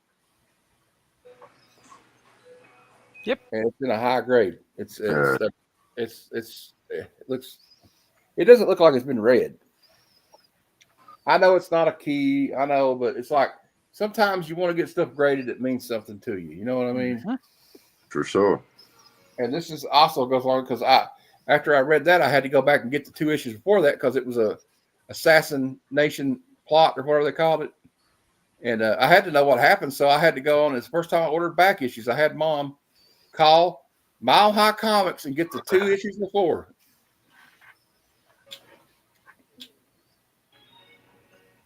Another one, and if they were like dented up and had a bunch of stuff on it, I wouldn't even consider it. But if I could get, I don't know if it's a 9.8, but I got, hey, if y'all don't mind, I might send you some pictures later, and you can tell me what your assessment is of it. But I think it's like at least a 9 something, 9.6. Then we got another one. I'm me, Todd McFarlane, so. Oh yeah. Maybe I shouldn't, maybe I should, but I'm a Todd McFarlane guy. I always will be. You know what would be cool if you could get the whole McFarlane run slabbed up. That is kind of my goal, actually. Eventually, That would be dope. What is that? 400 comics almost. Oh no, I think he meant the ASM. Yeah, Maybe yeah. it's like You meant the phone. Yeah, be like, yeah. He went from That would be $298. there. I think, did he not start on $298 and then it ended at $328? I Yes. believe yes, correct. Who? So McFarlane. $30, $31, somewhere in there. Yeah. But yeah, that would be really cool. Yeah, it is a nice cover. Couple comics. Everybody follow Couple Comics. This guy's a good guy. I was on his show once. Yeah, and you know what? The thing you say that, Will, a Couple Comics, classic Todd Lizard cover. In my opinion, this is my opinion. Nobody drew the lizard character better than Todd McFarlane did. I'm just going to say it. Maybe it might be controversial. I don't know. But we got ASM 318, little scorpion on the cover. Mm-hmm. And these are all. I'll tell you how much I love these books. There's like 3 boards in there. They're my babies. You know what I mean? Though you love your book. If you like us, especially the ones I grew up reading. My favorite outside of 298, 9, 300, and 316, the big boys, like of the other ones, my favorite is 306. Oh, it's funny you mentioned that. Right on cue, baby. Hey, great minds think alike, brother. And look what he signed it like. Look how he signed it. If I can get it in there, look whose names he put next to his. Siegel and Schuster. Hey, game recognizes game. That's right. Nah, that's my jam right there. This is a Todd heavy of grading. I might just send all the Todds in at once to get graded. Yeah, that'd be really cool. I just like that. I think it's a dope cover and it would look cool when I get my wall set up. What I'm going to do is get this like lightweight, like wood material. I can't remember what they call it. And I'm going to put it over this wall right here, like, because there's a window there, but there's like a sauna on the outside that just blocks the window. So what's the point? So I'm going to put it up with like the, I don't know if I use a nail gun. My old man's got a nail gun. And then put it like on the window frame. And then I'm going to put some J channels on there, right? And measure it out so I can slide them in between it.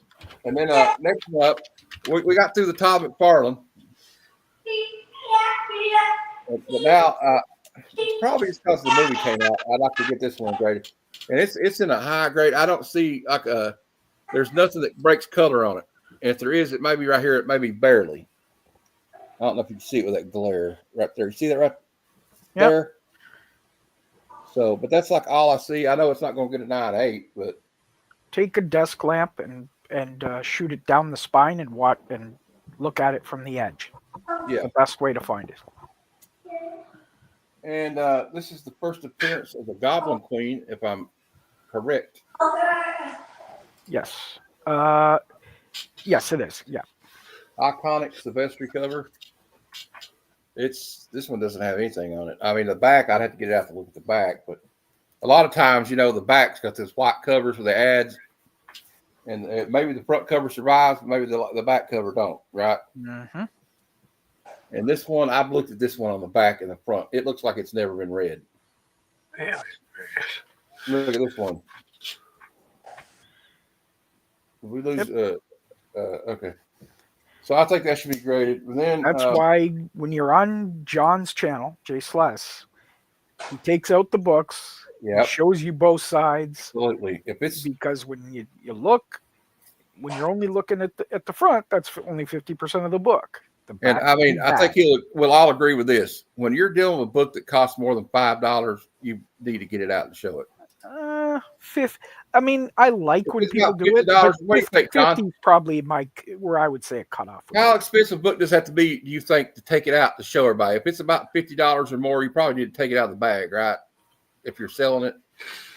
Yeah, I like to take them out. If they're like, even at 50, as long as I've seen it, I'll show the whole thing off. But anything older, or anything more than like 80, I come out of the bag. And a lot of the Silver Age stuff, I always think needs to come out of the bag and shown off cover to cover. So yeah, I'm a fan of taking stuff out and showing it off. I'm a Rogue fan. I just ordered a copy of Uncanny X-Men 158, which is her second appearance. Behind me, I have Avengers Annual number 10, which is her first appearance. And I have her third appearance or fourth appearance in ROM, I think 32. 31. 30, yeah. Well, I had the fourth one's, I think, 32. But I think after about the third appearance, they don't really count as an appearance. They just call it an appearance at that point. But this is when she joins the X-Men. So, and I got that one for $11, and it's got one tick on it, maybe two. But like you said, it probably, this one right here doesn't have anything on it. Although, that one I would say maybe not, and keep it unless you want to grade it because it is so important to you. Yeah, I probably will anyway. And Ghost Wifey and I have that conversation a lot on air. Actually, about at what appearance does it stop being like, you know what I'm saying? Like third appearance, fourth appearance, fifth appearance. Like, motherfucker, it's just an appearance at this point. Like, it ain't no key after like the second or third. Yeah, I do get the toys swagged up. I get and everybody, this is my friend Swagged. Please subscribe to his channel. This guy he's good. He just loves comics. You know what I mean? It's like one of these people that just pure joy of comic books. You know what I mean? It's not like trying to talk about getting incentive variants. Yeah, I got the 1/6 scale Todd McFarlane. The Captain America on the cover of the ASM. I think it's 323. I got that 1/6 scale statue. I'm getting the Hulk 340 and 345 statue. Actually, they're getting shipped tomorrow. So there will be a video to come on that. I'm excited about it. I hope y'all watch that video. And I'm going to get this one graded too, y'all. And I had somebody look at it last night. I was showing him. I said, "You think I should get it graded?" He said, "Look at all that chipping up there at the top." I said, "That's a spider web, bro." So it's an optical illusion. But yeah, I'm getting that one. And I wanted to get this one graded, but it's got rust on the staples, though, y'all. But I guess if it's number one, I should get it graded. But probably just hold off on that one. You know what I mean? But that's kind of what I got going on with that. So I don't know. I just kind of wanted to share that with y'all. I like getting everybody's opinion. It doesn't mean I'll listen to you because I'm hard-headed. But Yeah, I'm just kind of getting along. I got a guy I'm buddies with on here named Rob, Rob's Fat Stacks, and he's got a show called Only Slabs, and I'm wanting you have to have at least 25 slabs to be a guest on his show. And so I know it's a stupid thing, but I kind of want to be on the show, and I kind of want some more slabs because I think that some of these books, need to be preserved. I feel like I'm the Indiana Jones of comic collectors. I'm like, this belongs in a museum. It needs to be protected. I know everybody's like, oh, no, you can't read it. Well, you know what? I mean, do y'all really think I haven't read this yet? Well, you can. You just get a reader copy. That's right. Or I can read it online.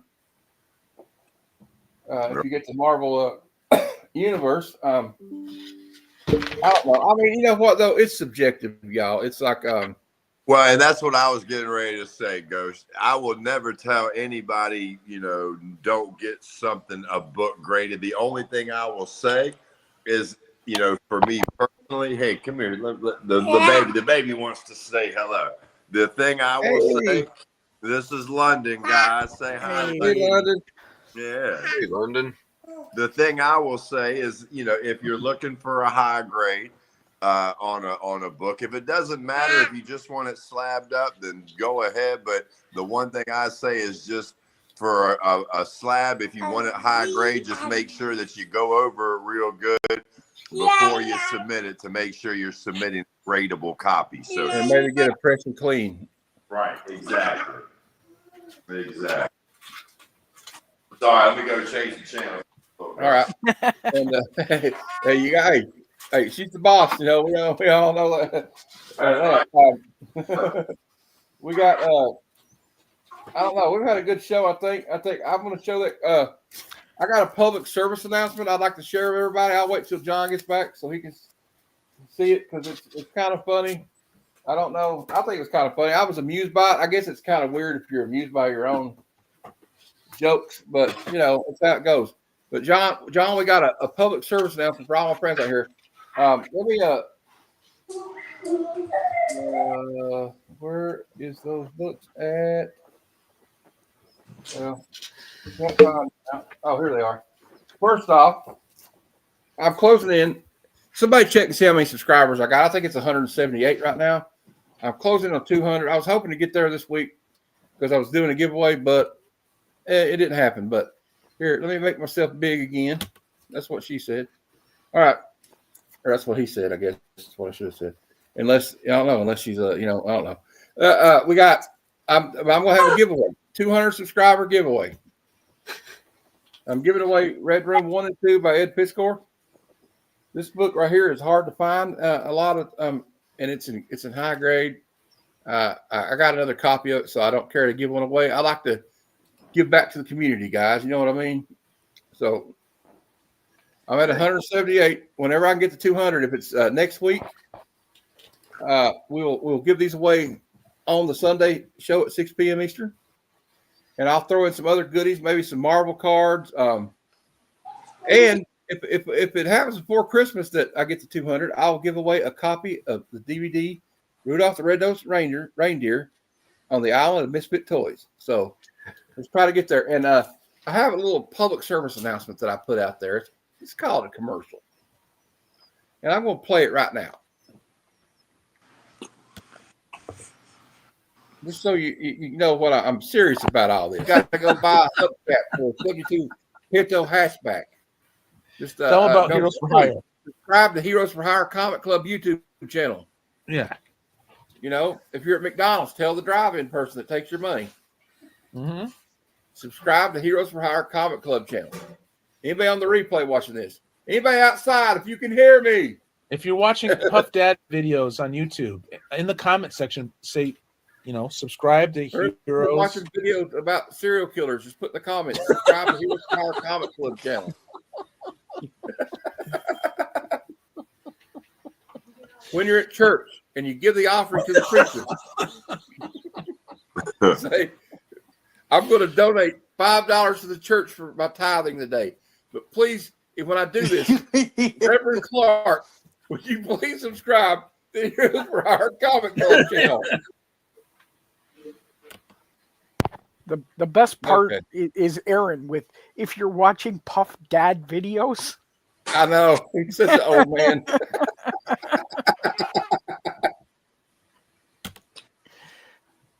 Watch them Puff Dad videos and see how he's been a real bad boy.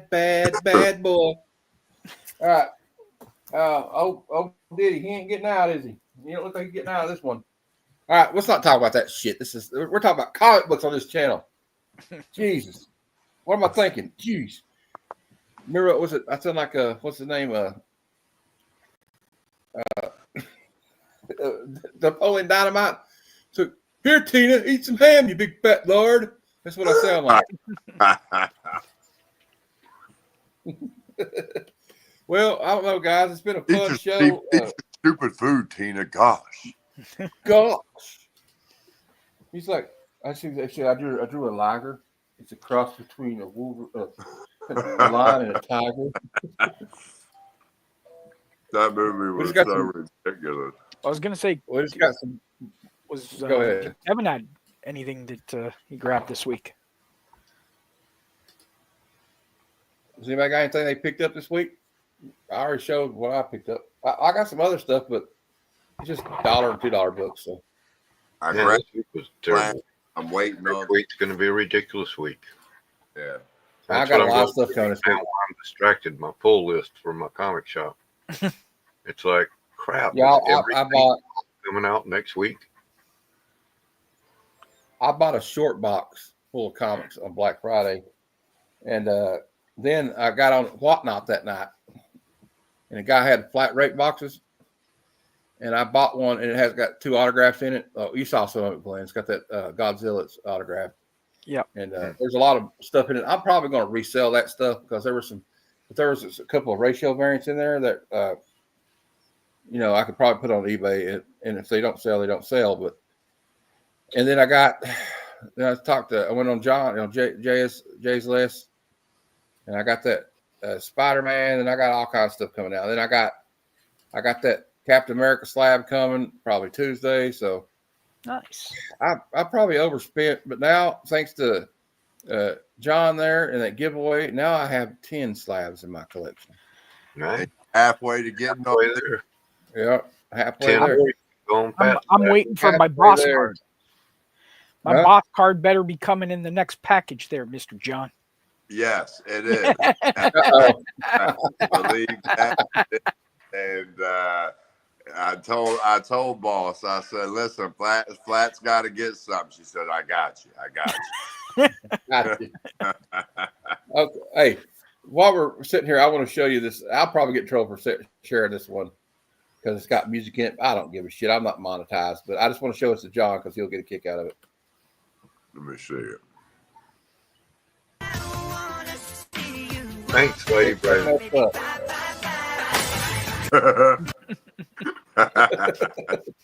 That's awesome. I don't know if he was pissed off at me because weekend. I You know why- really enjoyed that movie. That was a good flick. you know why he was mad at me, don't you? You threw the picture.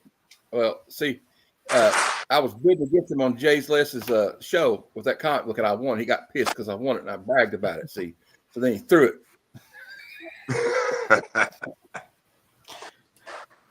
Oh man, hey, that was a hell of a show yesterday, though. A lot of bidding wars on your show on your show yesterday too.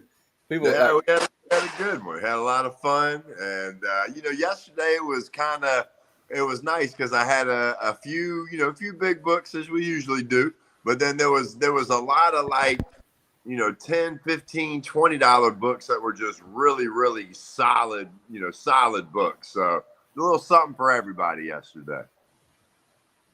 yeah, and I was a bit a naughty boy on your stream yesterday because I talked to Glenn about this. And I won't name any names, but we got a couple of people that like to upbid people, so they put on their pro bids.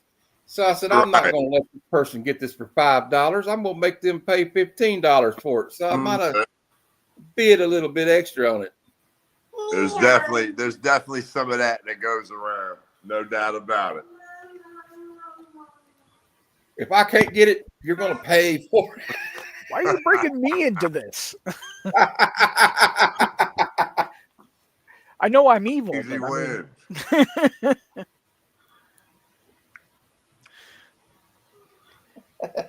Yeah. Hey, I'm innocent. I would never, ever do anything like that.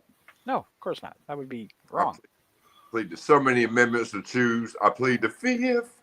I said, fifth. 1, 2, 3, 4, 5. Fifth. Fifth. You know, it go like this. Unity. Right, pow. I like that order. He's like, one more step, and I'm gonna throw this motherfucker out the window. So I'm gonna kick this motherfucker out the window. He gonna kick me He out. said the guy was cross-eyed. Remember, he said we got one eye was looking at Rick, other guy eye was looking at me. Well, when you're sending stuff in, Matt, remember that it's taken quite a bit of time now. It is. And The Lenny turnarounds. said that to me yesterday, Flat. He said because Punisher sent some stuff down to get done, and Lenny said to make sure to tell him that they were putting an extra like 30 days on the turnaround time. Oh yeah, They just laid a lot I'm of people off. hearing that even the fast track is taking 30, 40 days now. Yep. They Exactly. laid a few people off, didn't they? Then they laid some people off down there. Geez. Well, I was talking to Izzyverse, one of the guys I know on YouTube last night. We were in a group chat, and he said that he just yesterday and got in the mail some books he submitted in September. Yep. Oh, wow. So Yeah. Crazy. The so first yeah, books I yourself ever submitted took the longest, and it wasn't with Lenny. It was with a different company before I knew Lenny, and I submitted them in November, and I didn't get them back until around March, April. So yeah, that's the longest I've ever had to wait. Hey, we're gonna close out with a bang. I got another. I forgot about this one. I'm glad I remembered.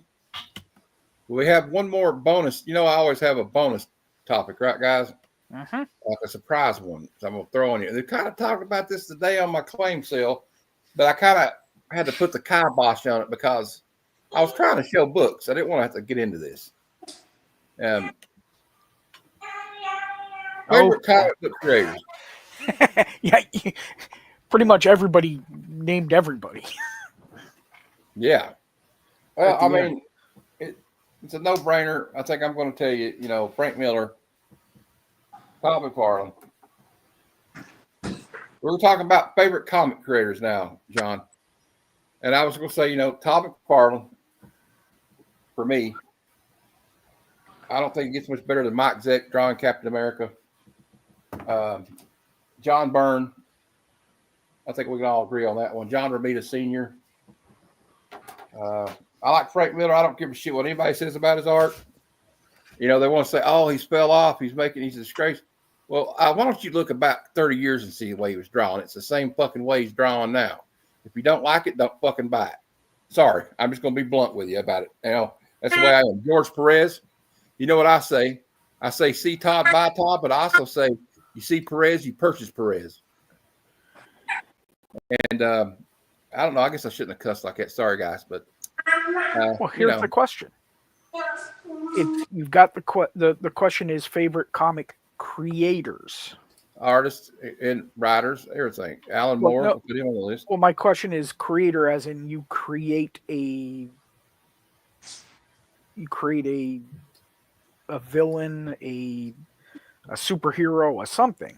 Story. Yeah. All of them create stories. So the art tells the story too. But then the art creates art. Writer creates stories. Yeah, I prefer writers. My favorite. I follow writers because if it ain't good writing, it doesn't matter how good the art is. I'm not going to read it. I agree. It defeats the whole purpose. But I will give you Exhibit A, G.I. Joe issue 21. Yeah. There's not a word in that book. Mm-hmm. And it still tells a very great books that have no words in them. Jim Steranko used to do things with like Nick Fury, where like the first 6 pages there was no dialogue spoke at all. Remember the whole month of silence? Yeah. For 9/11, mm-hmm. The Amazing Spider-Man issue. That was a powerful issue though, and I'll tell you another one was powerful when they did not a word. Yeah, except one Spider-Man going shit. Hey, KBDM agrees with me on that. Frank Miller. I don't think his art fell off y'all at all. I think he's trying. I think he started doing a new minimalist thing because my explanation why it does that is because when he was at Marvel back then, when you worked at Marvel, you had to do what they called the house style. Am I right? Mm-hmm. So he had to draw in a certain way. Maybe he didn't want to, but when he started doing his independent stuff, and even I argue, like when he did that Ronin book in the 80s, yeah, his art kind of looks like it does now. They gave him free flow. Thing is, you say that, but look at his Uncle Scrooge cover. It's not that bad. It was drawn by somebody with Parkinson's. Well, he might have Parkinson's, to be honest with you. He did a lot of cocaine. Forever when it relies on a steady hand. Well, you mentioned Byrne. And then to tie in what Kevin was saying about that writers tell the stories and really make it work, Chris Claremont. Yeah, that to me, he's one of the greatest. Well, no, if you don't have the words on the page, no, it's obviously like Claremont and like, but not everybody. We got to admit, not everybody's on the level of like somebody like Grant Morrison or Claremont, because Claremont or Alan Moore. Yeah, Claremont. Claremont that lasted for like 16 years. You know, it's guys that can write and draw. Todd McFarlane, mm-hmm. although he's a lot better of an artist than he is a writer, in my opinion. Oh, I agree. Robert Kirkman is a good writer, good creator. Robert Kirkman is good at creating. That's another one. Yeah, Robert Kirkman is good at world creating. Yeah. Another one that's good at that is Jonathan Hickman. Jeff Johns. Jeff Johns is great at that. Look at this whole Ghost Machine universe. It's like they really thought it out. And I watched an interview and shout out to this guy. I talked to him a couple times on the chat room. His name's Comic Tropes. I don't know if you've ever watched his channel. He's kind of an up there comic book YouTuber. He's like, he's got way more subs than I do. He's got up in the thousands. And he interviewed Jeff Johns and Brian Hitch. And they talked about Redcoat. And he said they would sit down. Creators sit down. Look, they all sit in the room. And this is unheard of. Like at Marvel, I don't think Marvel or DC does this. They would all meet, not in the office. They would meet up because they're all scattered over the country in the globe. Because Brian Hitch is from Great Britain. And they have dinners like when they go to NYCC, you know.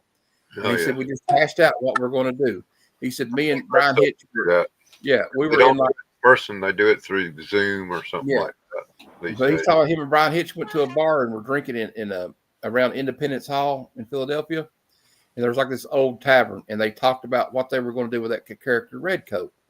And you know, I don't think you get enough of that kind of stuff. Like you hear the examples of like I think it was Frank Miller and Chris Claremont rode together after they left the San Diego Comic Convention in the 80s. And he's like, hey, Frank, I want you to help me on this Wolverine miniseries I'm going to be doing. And he's like, well, he said, Wolverine, all he is a violent character. He doesn't have any depth to him. I really don't want to work on a book like that, you know, and unless it's interesting. And so they hashed it out like he's going to be this like Ronin samurai character, you know what I mean? Trying to get his honor back and have all this stuff in it. And like it worked. So at least when these guys talk, I think a lot of these guys at Marvel guys now, I don't think they talk to each other. I don't know if the artist probably not and the writer even discuss this shit, but they should. Well, that and the fact of some of them don't have any experience of stuff in their life that's actually where they've had to do certain things, right? So it's not necessarily that they don't know how, it's that they've got nothing to pull from. No real life experience for it. Well, and let's face it, at this point, there's no more, I don't think, like what Ghost is talking about, collaboration between the artists and creators. And it's a conglomerate now. It's Disney. It's a multinational business. And, you know, just like in the corporate world, there's bosses. They hey, we've got, you know, X amount of books that need to be written in the next, you know, however many months. Go ahead and get to work, and they just bang them out. And it's I don't think that's why the best stuff's in the independent world. And you know, the thing is, they get together. and they make up these plans like you're talking about. These Marvel and DC and Disney ain't going to publish it, so they do it themselves, and we come up with things like all these great, like honestly, Stray Dogs and Daryl. Yeah, in my opinion, I don't think all the responsibility and blame rests on the shoulders of these artists and writers at Marvel or DC, because they have editors standing behind their back over their shoulder going, no, don't do that. No, you can't draw that. No, we can't do that with that character. Like I heard, there's a rumor that there's an edict that was put down at Marvel. Michael J. Straczynski's run of Spider-Man. Awesome. Yeah, Amazing Spider-Man. They last issue where Quesada told him, no, you're going to reset everything. Yeah, or they told him, and I heard there's an edict been brought down from the head Marvel and editorial that's told anybody that works on Amazing Spider-Man that Peter and Mary Jane cannot be married ever again. If they can get back together for a little while, but they can't be married anymore. Yeah. So you're hamstringing these people that, like, maybe they don't want to go in that direction, but you're really hamstringing their creativity when you say, no, you can't do that. No, don't do that. And then I will tell you a prime example, y'all. And I think this is just my opinion. The Blood Hunt. Remember, they did the Blood Hunt thing. And I don't think that there was a creator that came to Marvel. I don't think that like Jed McKay or whoever went to the editors at Marvel and said, hey, I got this idea for a story. I think one of these idiots in editorial was sitting around going, you know what? Kids like vampires, don't they? Let's do a whole vampire thing for a whole 2 months. That's pretty much it. You got to realize those executives are creators too. Almost all of them were creators as well. Yeah. Well, they're not creating anymore, though, right? There's probably a reason for that. A business. And if you work for Marvel, DC, and Disney, you have to realize this. You know that you have to do it that way.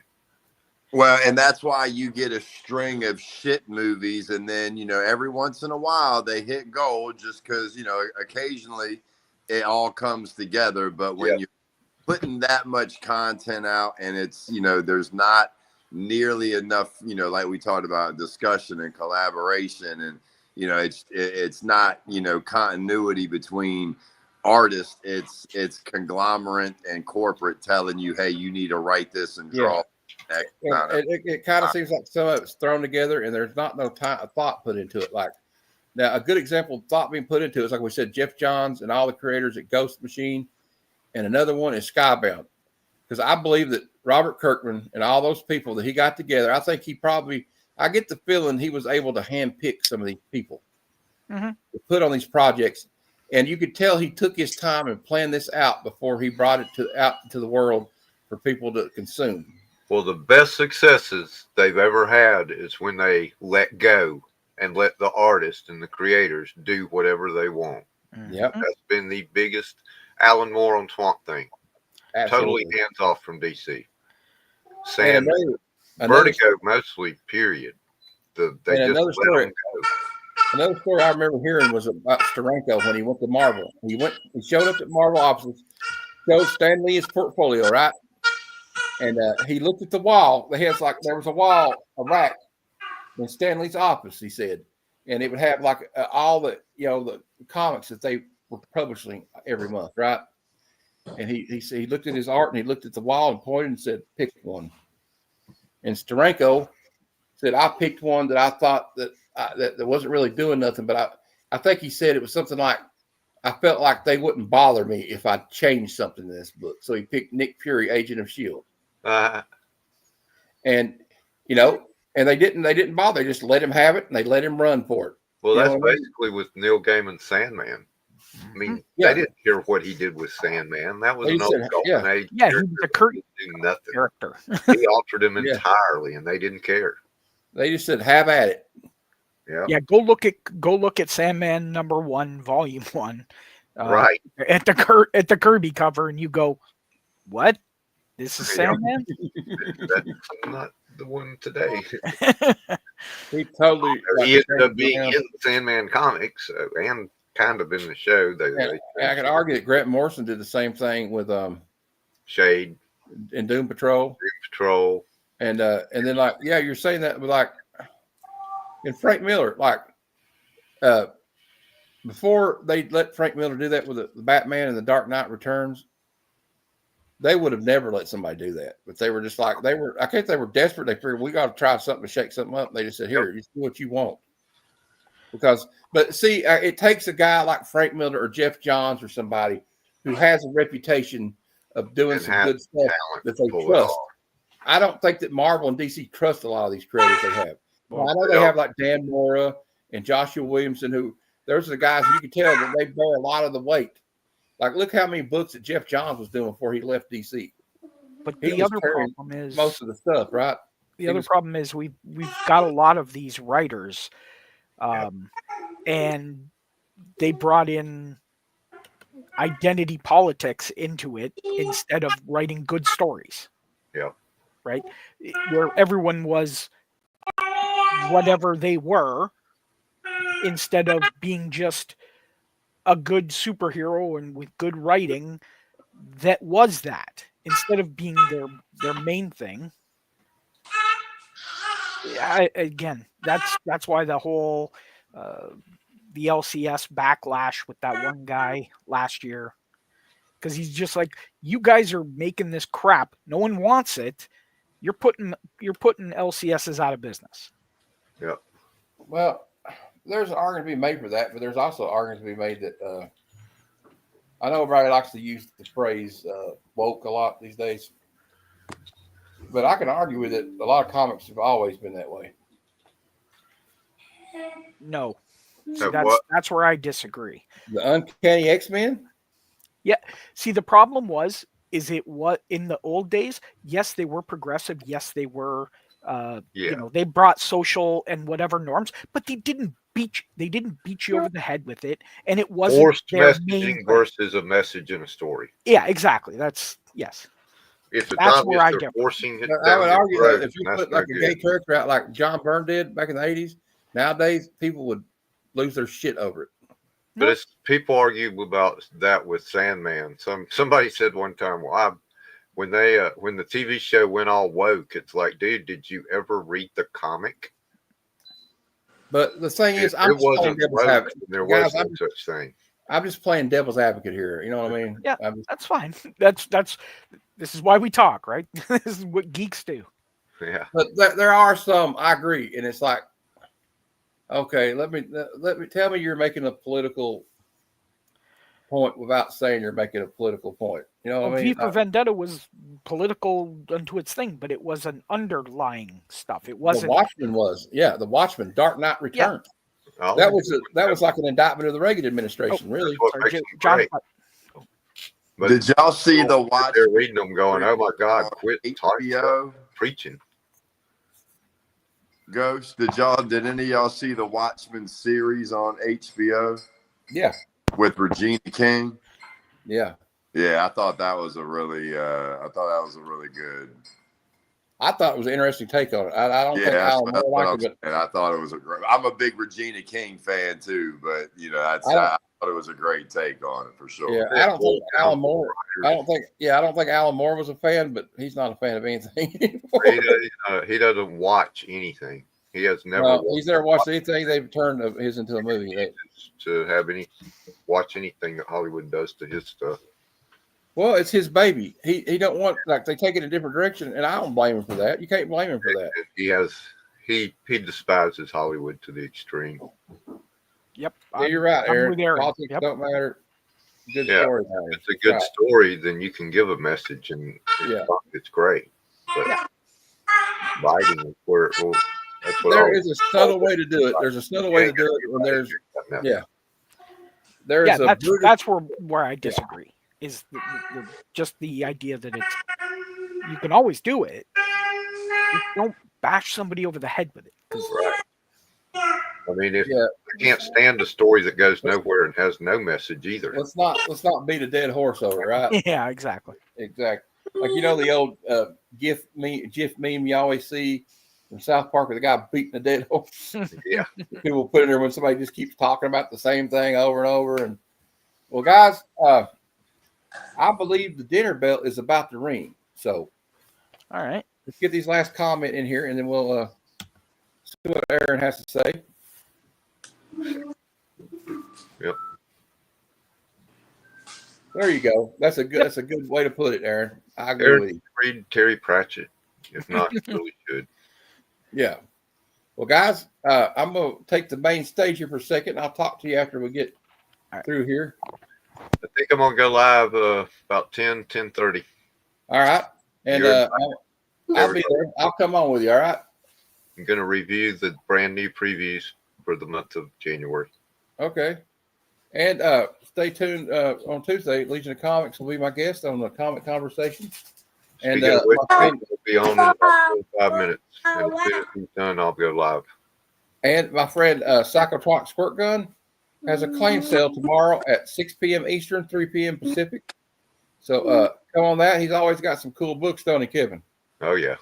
All right. And well, let me do the outro, guys, and we'll get out of here. Don't forget to plug John's Saturday show, too. Oh, Jay's List. Yes, sir. Is a channel, is a whatnot store is called Jay's List, JS List. He does shows every day, every Sunday. Every Sunday, he would do it one every day. Saturday. But you would do one every day if you could, though, right? I'm sorry, it's Saturday. JS List is the name of his store. Follow him on Whatnot. His show is Saturday at 12:30 p.m. Eastern. Yes, sir. Sorry about that. Saturday. That's right. And before we go, everybody, don't forget, next week when you go to church, tell the preacher to sub me up. When you go to get a prostate exam from the doctor, you turn around and say, Doc, after you get through, please subscribe to Heroes for Hire Comic Club channel. And while you're at it, subscribe to Cyclotronic Squirt Gun or Aaron's channel. He's trying to work on getting up to 400 to 500 right now. I'm trying to get to 200. So let's all do that. Follow Jay's List on Whatnot. Follow Flat Earth Santa. Follow Kevin. Follow everybody. I don't need to subscribe. I just need to go watch my stuff. I need hours. Go watch my stuff. And watch his show. It comes on tonight at 10. We'll watch his stream. 10 to 10:30, something like that. All right. Well, I think we've come to the end. So until next time, true believers, Excelsior.